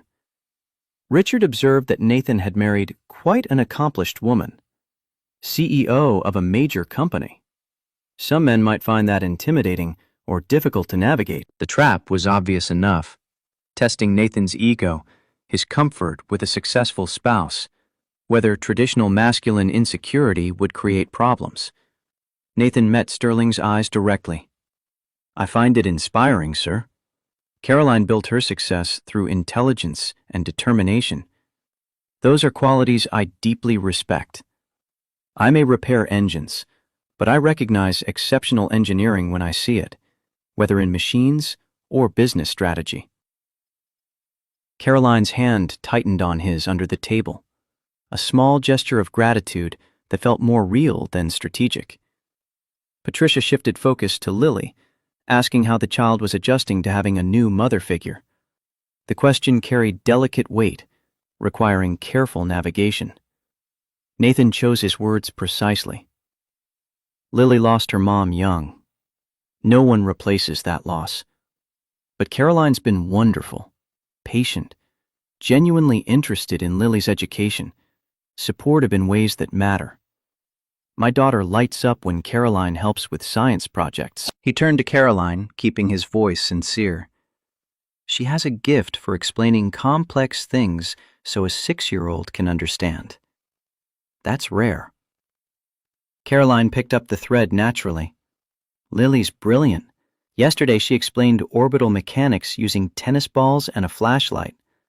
I learned as much from watching her think through the problem as she learned from the demonstration. She smiled, and Nathan recognized it as genuine rather than performed. She reminds me why I went into technology in the first place. That curiosity about how things work. A moment of authentic connection passed between them, visible enough that Richard and Patricia exchanged a glance. Something unspoken communicated between the older couple, some evaluation or recognition that Nathan couldn't quite read. Over coffee, Richard suggested a private conversation. He and Nathan stepped onto the hotel's terrace overlooking Michigan Avenue. October night air carrying the chill of approaching winter. Richard's approach became more direct without the audience. I've built my firm on reading people, Mr. Cole. 40 years of evaluating character, determining who to trust with significant capital. You're real. I can see that clearly. He paused, studying Nathan's face. But I also see calculation, careful answers, performance. Nathan waited, uncertain where this was leading. Are you performing for me? Richard asked. For Caroline? Or for yourself? The question cut to something Nathan had been avoiding examining.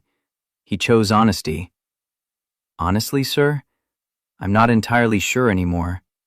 The lines have gotten blurrier than I expected when this started. Richard's unexpected smile carried warmth for the first time that evening. Good answer. A dishonest man would claim everything is perfectly genuine. A smart man admits when boundaries start dissolving. He clapped Nathan's shoulder. My own marriage started as an arrangement. Families wanting business alliance. I thought I'd never love Patricia. Never feel anything beyond contractual obligation. Ended up falling completely. The confession reframed everything Nathan thought he understood about the Sterling's evaluation.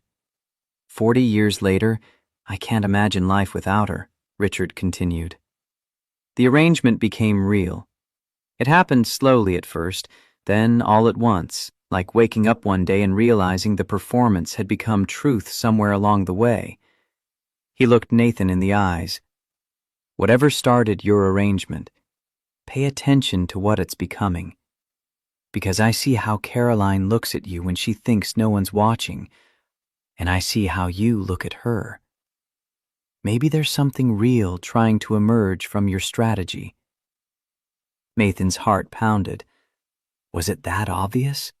Were they that transparent? Or was Richard seeing what he wanted to see, projecting his own experience onto their situation? Richard delivered his final message. Sterling Investment will approve the deal. Paperwork will be finalized next week. Congratulations on securing your wife's company's future. He paused. And congratulations on your marriage. I hope it brings you both what you need, whether that's what you originally planned or something you never anticipated. They rejoined the group, the evening concluding with handshakes and promises of future dinners once the investment was formalized. In the car afterward, Caroline allowed herself a moment of triumph, tension releasing from her shoulders. It's working, she said, wonder in her voice. They loved you. Did you see Mrs. Sterling's reaction when you talked about Lily's science project? That personal connection was exactly what we needed. Nathan nodded, but Richard's words echoed in his mind. The lines between performance and reality were blurring. He'd noticed it happening, had tried to ignore it, but the older man's observation made it impossible to deny. Something was shifting between them. Something neither had planned for or could easily control. The following Saturday brought an unexpected development. Nathan was scheduled to work late at the garage on a complex engine rebuild. Mrs. Rodriguez, their usual backup for childcare, was visiting her sister in Milwaukee. The solution should have been simple. Caroline would watch Lily for a few hours. But Caroline hesitated, clearly uncertain about managing a 6-year-old alone for an extended period. Lily solved the problem by requesting a baking lesson. She'd seen a show about making cookies and wanted to try. Caroline, who hadn't baked since her mother taught her decades ago, found herself agreeing before fully thinking it through. Nathan returned home around 7 to find the kitchen transformed. Flour dusted every surface. Baking sheets covered the counter, chocolate chip cookies in various stages of completion, and Caroline and Lily, both wearing aprons, Caroline's clearly just purchased from the look of pristine fabric, covered in batter and laughing about something. Lily spotted him first. "Daddy, we're making cookies! Caroline's teaching me fractions using measuring cups. See, 1/2 + 1/2 makes 1 whole." The girl's face glowed with happiness beyond anything Nathan had seen in months. Caroline looked up, flour smudged on her cheek, hair slightly messed in a way her corporate self would never allow. She actually looked relaxed. Lily mentioned wanting to bake, she explained, falling into her characteristic justification pattern. I remembered my mother teaching me this way. It's a practical application of mathematical concepts. Nathan couldn't help smiling at the very Caroline approach of finding educational value in simple enjoyment. "Smells great," he offered. "Do you need any help?" Lily shook her head emphatically. "This is girls' baking time. Daddy can taste test when we're finished, but the actual baking is just for us girls." The casual designation hung in the air, girls' baking time, placing Caroline in a maternal category without hesitation or question. Lily had unconsciously created a framework that positioned Caroline as her mother figure, a development neither adult had anticipated or prepared for. Later that night, after Lily had finally gone to sleep, Nathan found Caroline in the kitchen finishing the cleanup. She'd changed from the apron, but still had traces of flour on her expensive loungewear. He thanked her for spending the afternoon with Lily. His daughter had clearly enjoyed every moment. Caroline rinsed a mixing bowl, her movements unusually contemplative. "She's remarkable. Her mathematical intuition is genuinely advanced for her age. The way she grasped fraction concepts without formal instruction was impressive." Nathan leaned against the counter. "We need to talk about boundaries, about how attached Lily's getting." Caroline set the bowl down, her expression becoming serious. "I've noticed. The girls' baking time comment was definitely concerning.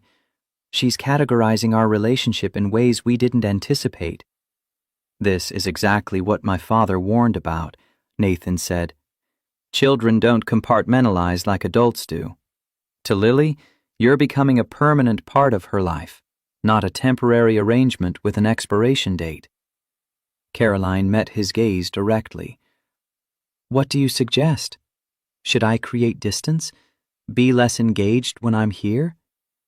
The questions held no defensiveness, just genuine concern about the right approach. Nathan sighed, running a hand through his hair. "I don't know. Pulling back now might hurt her just as much. We've created an impossible situation where every option has the potential to cause harm." Caroline was silent for a long moment. "Perhaps we need to focus on being authentic in the moment, rather than trying to control outcomes we can't predict.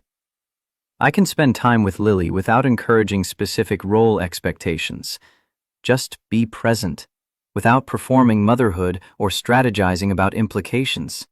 The analytical approach was so characteristic that Nathan almost smiled despite the gravity of their discussion. "Life isn't a business problem you can solve with strategic planning, Caroline. Emotions don't follow project timelines or respond to optimization." Before she could respond, they heard it. Soft crying from Lily's room, the sound of a child in distress. Both moved immediately, some instinct overriding conscious thought. They rushed to the bedroom to find Lily sitting up in bed, tears streaming down her face, clutching her stuffed astronaut. She'd had a bad dream, she managed, between sobs. About her mom. About the car accident she didn't actually remember, but had constructed in her imagination from overheard fragments and her own fears. Nathan sat on the bed's edge, pulling Lily into his arms with practiced comfort. "You're safe. It was just a dream. Daddy's here." He rocked her gently, murmuring reassurance in the tone that had soothed countless nightmares over the years. Caroline hovered in the doorway, uncertain of her role. Should she leave? Stay? What was appropriate in this moment that felt simultaneously intimate and fragile? Lily saw her through tears, reaching out one small hand. "Caroline, will you stay? Please?" The request carried such hope and need that refusing felt impossible. Caroline looked at Nathan, silently asking permission. He nodded slightly, acknowledging what they both knew. Lily needed whatever comfort they could provide, regardless of how it complicated their arrangement. Caroline approached the bed carefully, sitting on the opposite side from Nathan. Lily positioned herself between them, one hand holding her father's, the other reaching for Caroline's. "Can you tell me about stars?" The girl's voice was small, seeking distraction from whatever terrors had visited her dreams. "Daddy knows constellations. Caroline knows about planets. Together, you know everything." For the next 20 minutes, they took turns, Nathan pointing out the window toward barely visible stars in Chicago's light-polluted sky, naming constellations and the myths behind them. Caroline explaining planetary science, making complex concepts accessible through analogies a child could grasp. Lily between them, listening, calming, her breathing gradually evening out as fear gave way to fascination. She finally drifted back to sleep, peaceful now, still holding both their hands. Nathan and Caroline carefully extracted themselves, each gently placing Lily's hand on her beloved stuffed astronaut before tiptoeing from the room. In the hallway, they paused, looking at each other in the dim light. Something had passed between them in that shared moment of caring for a frightened child. Something that transcended their contract and made pretending increasingly difficult. Nathan whispered first, "We've created an impossible situation."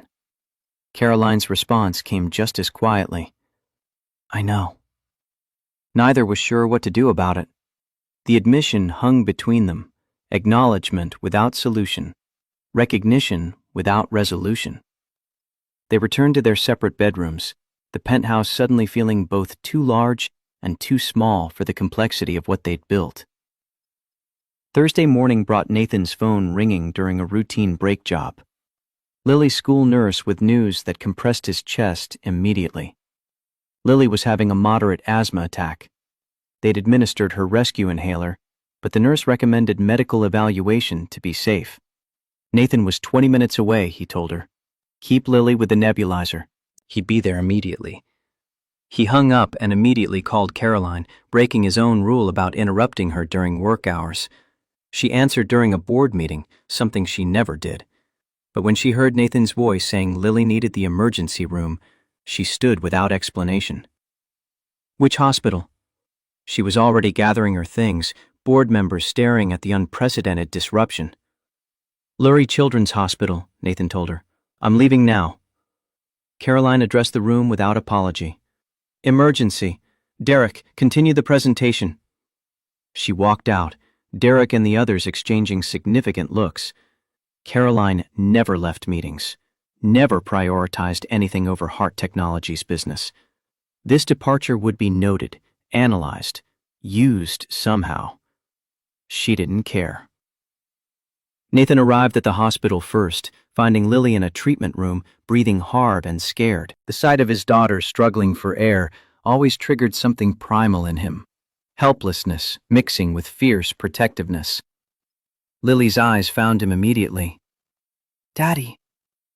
The single word carried relief and fear in equal measure. He held her carefully, mindful of her labored breathing. "I'm here, baby. The doctors will help. You're going to be fine." The reassurance was as much for himself as for her.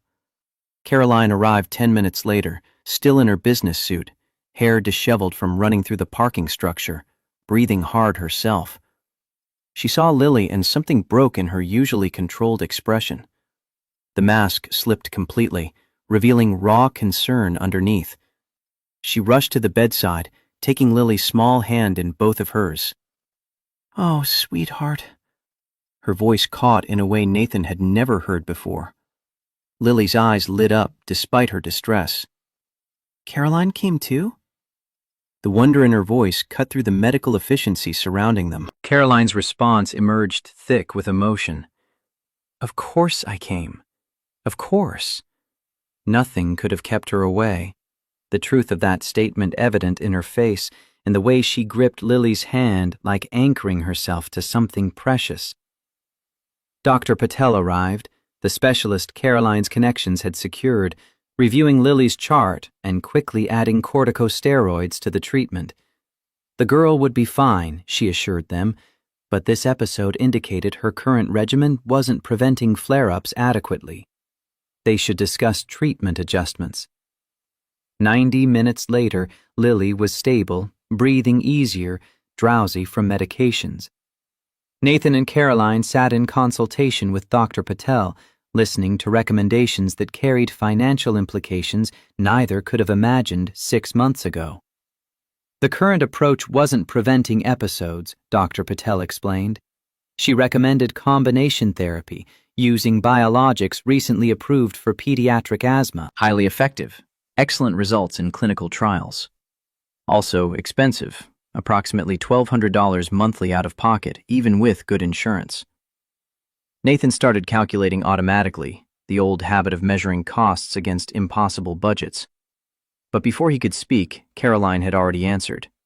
Start immediately, whatever Lily needs. Her voice left no room for negotiation or consideration of expense.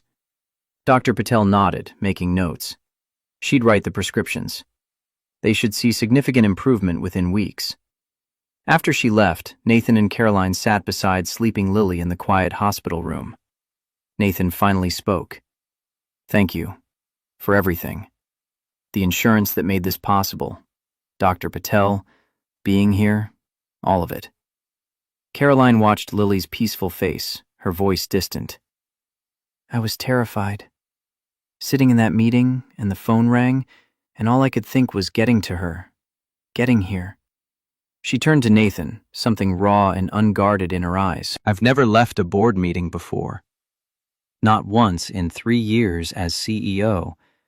But I heard your voice, and nothing else mattered except making sure she was okay. She paused, seeming to struggle with articulation. This isn't... our arrangement specifies certain obligations, but what I felt wasn't obligation, it was... She couldn't finish the sentence, because she didn't know how to classify what she'd felt. Genuine fear. Real terror at the thought of Lily seriously hurt. Emotions that had no place in their contractual relationship. Nathan reached across the space between their chairs, his hand finding hers. I know. I felt it too. The fear wasn't performed or strategic. It was real. As real as anything he'd ever experienced. They sat in silence, hands linked, both recognizing the truth they'd been avoiding. This had stopped being pure performance somewhere along the way. The boundaries they'd so carefully established were dissolving, replaced by something neither had planned for or knew how to navigate. Lily stirred, her sleepy voice cutting through the moment. Are you both still here? The question carried such hope that answering felt inevitable. Yes, sweetheart, they replied in unison, the coordination unconscious. We're here. Lily smiled, eyes drifting closed again. Good. I like when you're both here together. It feels right. The simple statement hung in the air after she returned to sleep. Nathan and Caroline's hands remained linked on the hospital bed rail. Neither was certain when they'd reached for each other. Neither pulled away, choosing instead to sit in the truth Lily had articulated better than either adult could. That somehow, against all logic and planning, this felt right in ways that terrified them both. 3 months into the arrangement, early December brought Chicago's first real snow. Caroline stood at her office window watching flakes accumulate on the ledge, her mind less on the quarterly reports awaiting review than on the precarious balance they'd achieved. The sterling investment had been secured 2 weeks prior, signed with ceremony and congratulations. The board had renewed their confidence in her leadership. By every measurable metric, the arrangement had succeeded beyond initial projections. Yet success felt hollow when measured against complications nobody had quantified in contracts. Her phone buzzed with a text from Nathan. Need to talk urgently. Derek came to the garage. The message sent ice through her veins that had nothing to do with weather. She was in meetings until 6, she texted back, already knowing that response was inadequate. They needed to strategize, to prepare, to mount whatever defense would protect what they'd built. His reply came terse. "Talk tomorrow, then." The dismissal stung more than it should have. Caroline tried refocusing on work, but found her concentration fractured, mind cycling through possibilities. What evidence had Derek gathered? How much did he actually know versus suspect? What damage could he inflict even with incomplete information? That evening, she returned to the penthouse after midnight, exhausted from back-to-back crisis management meetings about a server outage affecting their East Coast clients. She found Nathan still awake, helping Lily with a science project despite the late hour. The domestic scene, father and daughter bent over poster board and markers, struck her with unexpected force. Lily saw her first, face lighting with uncomplicated joy. "Caroline, we're making a solar system model. Want to help with Saturn's rings?" The invitation was so guileless, so assuming of Caroline's permanent place in their lives, that accepting felt both natural and terrifying. She set down her briefcase and joined them at the dining table, listening to Lily explain orbital distances while Nathan cut careful circles from construction paper. Only after Lily had gone to bed did they finally talk. Nathan's confrontation with Derek had been brief but pointed. The COO knew about their arrangement, had gathered financial records documenting the payments, had testimony from the housekeeper about separate bedrooms and formal interactions. He planned to present everything to the board, questioning Caroline's fitness for leadership based on deception.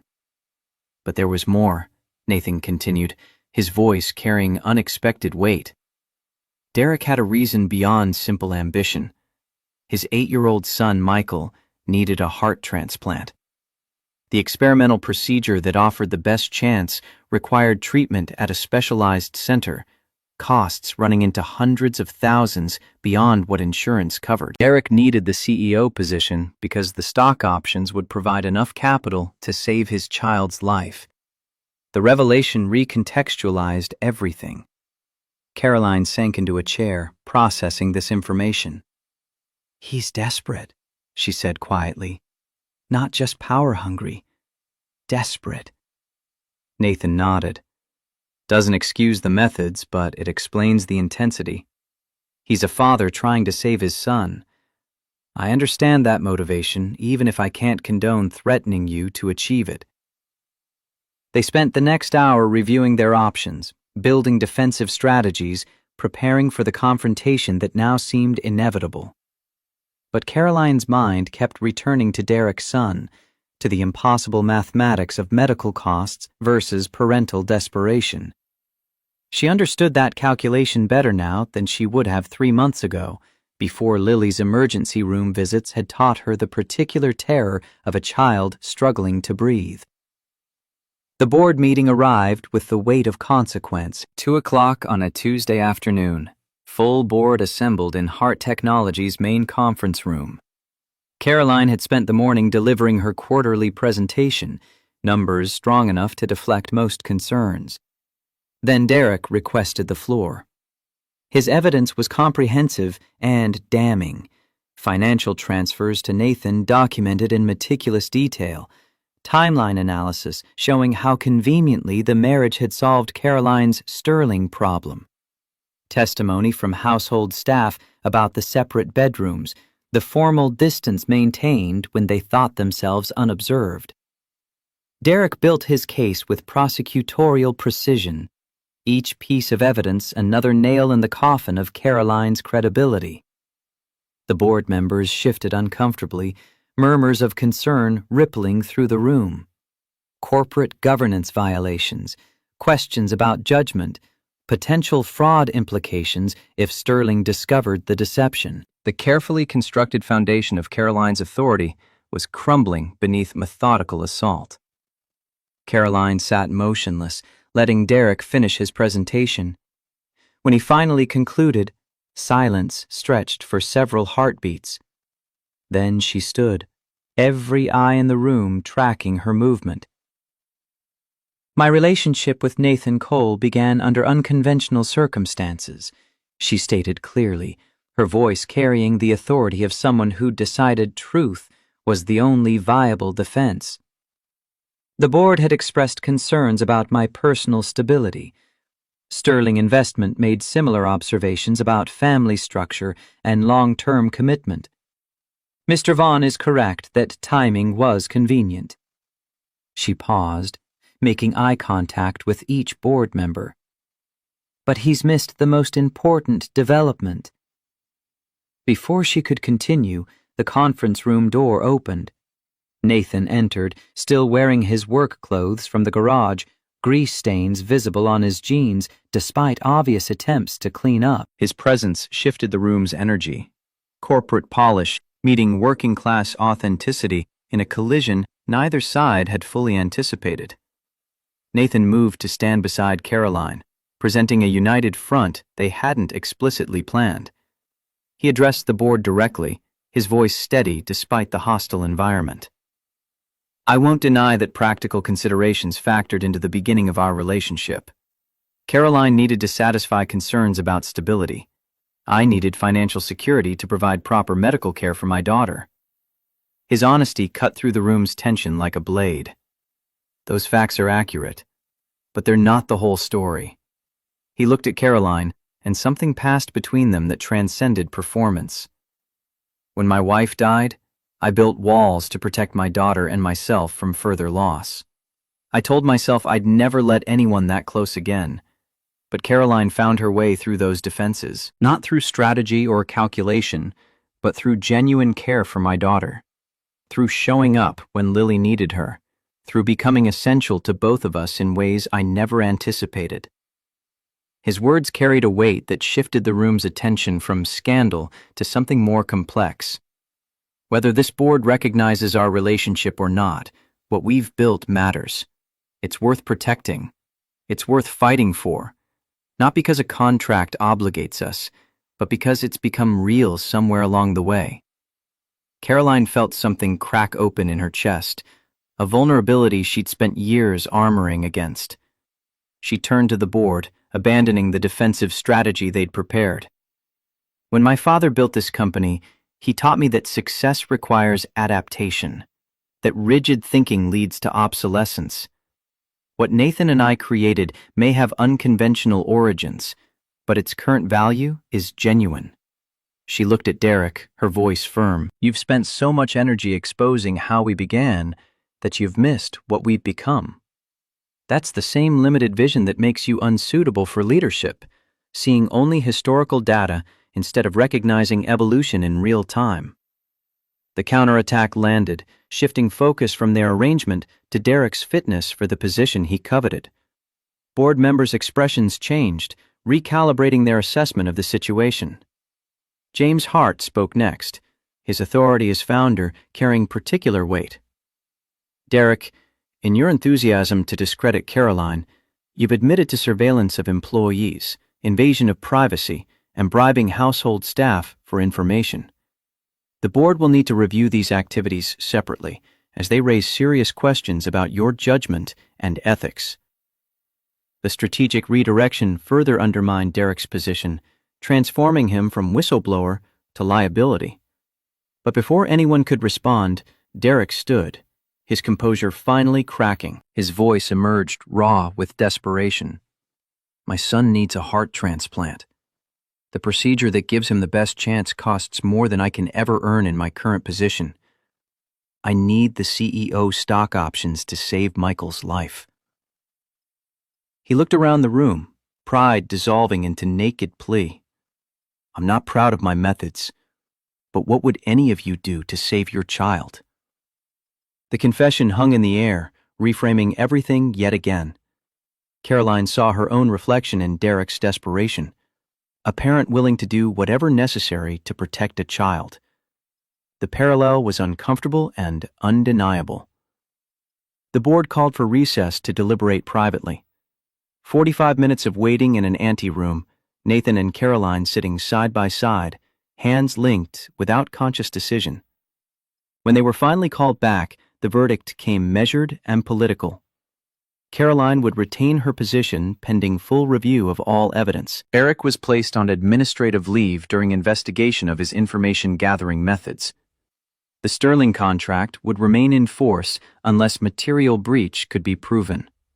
Essentially a draw, with enough ambiguity to satisfy no one while offending everyone minimally. But before anyone could adjourn, Caroline made a request.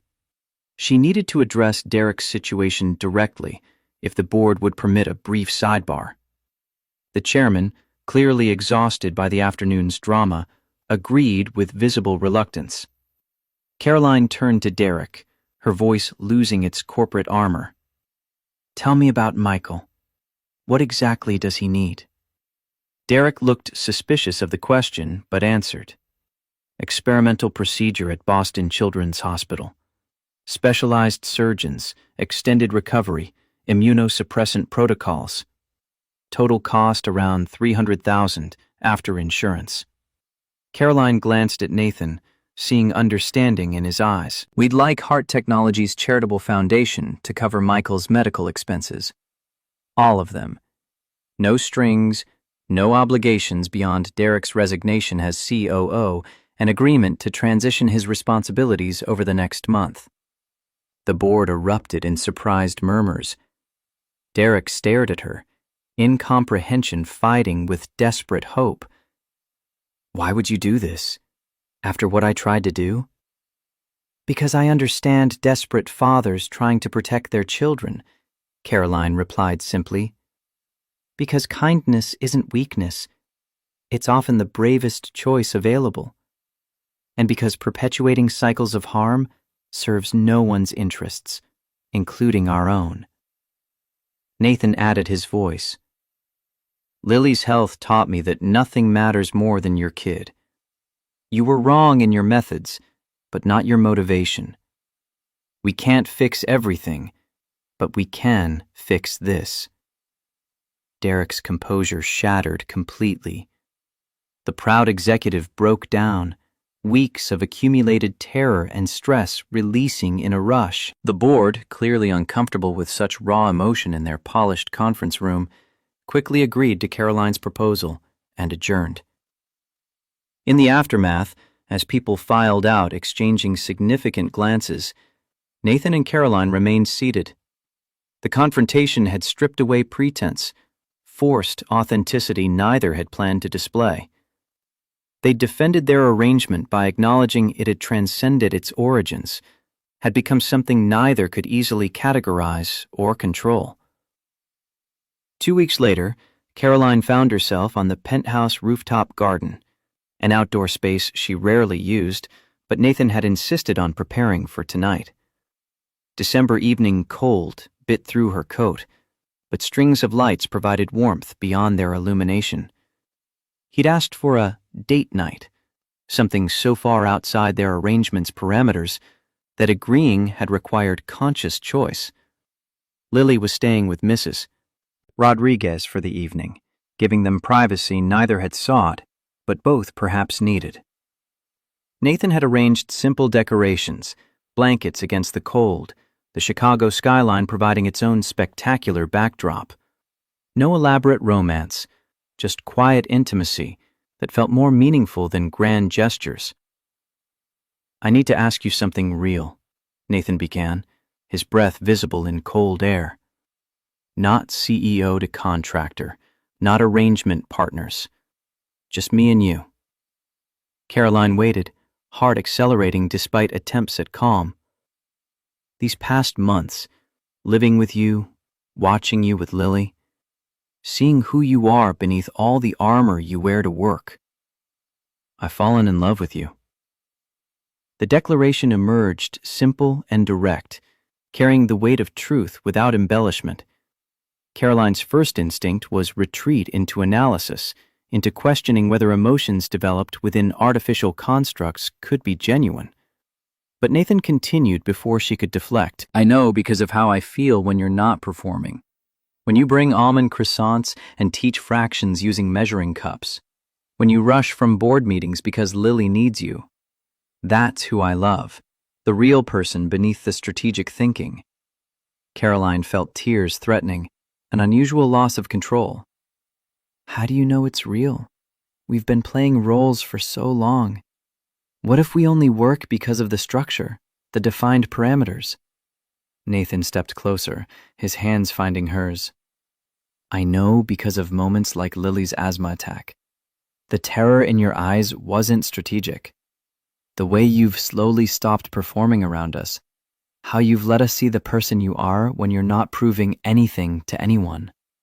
Caroline's voice emerged small, vulnerable in ways she rarely allowed. What if you realize I'm not worth it? That underneath all the success and capability, I'm just scared and lonely and have no idea how to actually be in a relationship. Then we figure it out together, Nathan replied. No contracts, no timelines, just two people choosing each other every day because we want to, not because we're obligated to. He pulled a small box from his pocket, opening it to reveal a simple silver band. Nothing extravagant, just honest craftsmanship.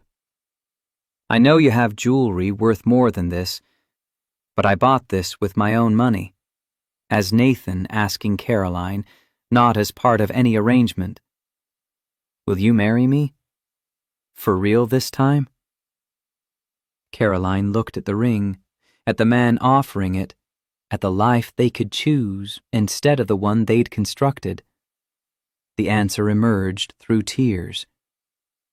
Yes. But I want to do it right. Real wedding, real vows, real choice. Their kiss held none of the restraint from their courthouse ceremony. Just two people who'd found unexpected love in the strangest circumstances, choosing to make it official, not because anyone demanded it, but because they genuinely wanted forever together. 6 months later, June sunshine sparkled off Lake Michigan at the Hart family estate. 30 guests gathered on the private beach, an intimate ceremony that bore no resemblance to their efficient courthouse transaction. Lily served as flower girl again, this time in a dress she'd helped Caroline pick, her joy uncomplicated by confusion about what was happening. Morgan stood as maid of honor, her earlier skepticism transformed into genuine happiness for her friend. James walked Caroline down a makeshift aisle, his eyes bright with satisfaction at seeing his daughter choose love over strategy. The Sterlings had sent traditional congratulations and a generous gift, their note expressing appreciation for the honesty Caroline and Nathan had demonstrated. Even Derek attended with Michael, the boy's recovery progressing well. Both of them living proof that compassion could break cycles of competition and harm. Caroline's vows came from the heart, rather than careful preparation. I'm good at contracts, but terrible at feelings. You taught me that the best partnerships can't be planned or optimized. They just are, if you're brave enough to let them. I choose you, Nathan Cole, every day from this one forward. Nathan's response carried equal weight. I thought I'd had my chance at love and lost it forever. You proved me wrong. Showed me my heart wasn't as closed as I'd convinced myself. I choose you, Caroline Hart, for all the messy, unplanned, beautiful days ahead. Lily added her own contribution, spontaneous and perfect. I choose you too, Caroline, as my mom, the choosing kind, not the born kind, but just as real. Not a dry eye remained among the witnesses. James offered a toast about unconventional paths, sometimes leading to the most meaningful destinations. Morgan spoke of watching Caroline become fully herself for the first time in 15 years of friendship. Derek's brief words acknowledged the grace that had saved his son and taught him about leadership beyond ambition. The reception was small and genuine, dancing on the beach as the sun set, Lily positioned between Caroline and Nathan for their first dance as a real family. The song was admittedly cheesy, the choreography non-existent, their laughter as they stepped on each other's feet absolutely authentic. Later, as guests began departing, Caroline stood with Nathan, watching Lily play with Michael at the water's edge, both children healthy and happy in ways that had seemed impossible months earlier. "This started as the most practical decision I ever made," Caroline observed. "Pure strategy, clear objectives, defined outcomes." Nathan's arm came around her waist And became the best decision you ever made for completely different reasons. She leaned into him, feeling truly home in a way that had nothing to do with addresses or square footage. "Best contract I never finished," she murmured. Nathan laughed. "Technically, we voided that one entirely." "Best decision, then," Caroline amended. "Best choice." "Agreed," Nathan replied, pulling her closer. "Now let's go make sure our daughter doesn't convince Michael that jellyfish are friendly." They walked toward the children together, the setting sun painting everything gold and perfect. Not because they'd planned it that way, but because sometimes the most extraordinary things emerged from the most unlikely beginnings. Sometimes arrangements became real. Sometimes business deals transformed into love stories. And sometimes, if you were brave enough to let go of control, life surprised you with exactly what you needed in forms you never anticipated. The unconventional merger had succeeded beyond any metric they'd originally defined. Not because it satisfied board requirements or secured investments, but because it had built something genuine from strategic foundations. A family created through choice rather than obligation. Love that emerged from transaction but transcended its origins entirely. As Lily's laughter carried across the beach and Nathan's hand found Caroline's, she understood finally what her father had meant about life not respecting imposed boundaries. What mattered wasn't how things began, but what you chose to build from unexpected starting points. And they had built something beautiful, messy and complicated, and absolutely worth every risk they'd taken to get here.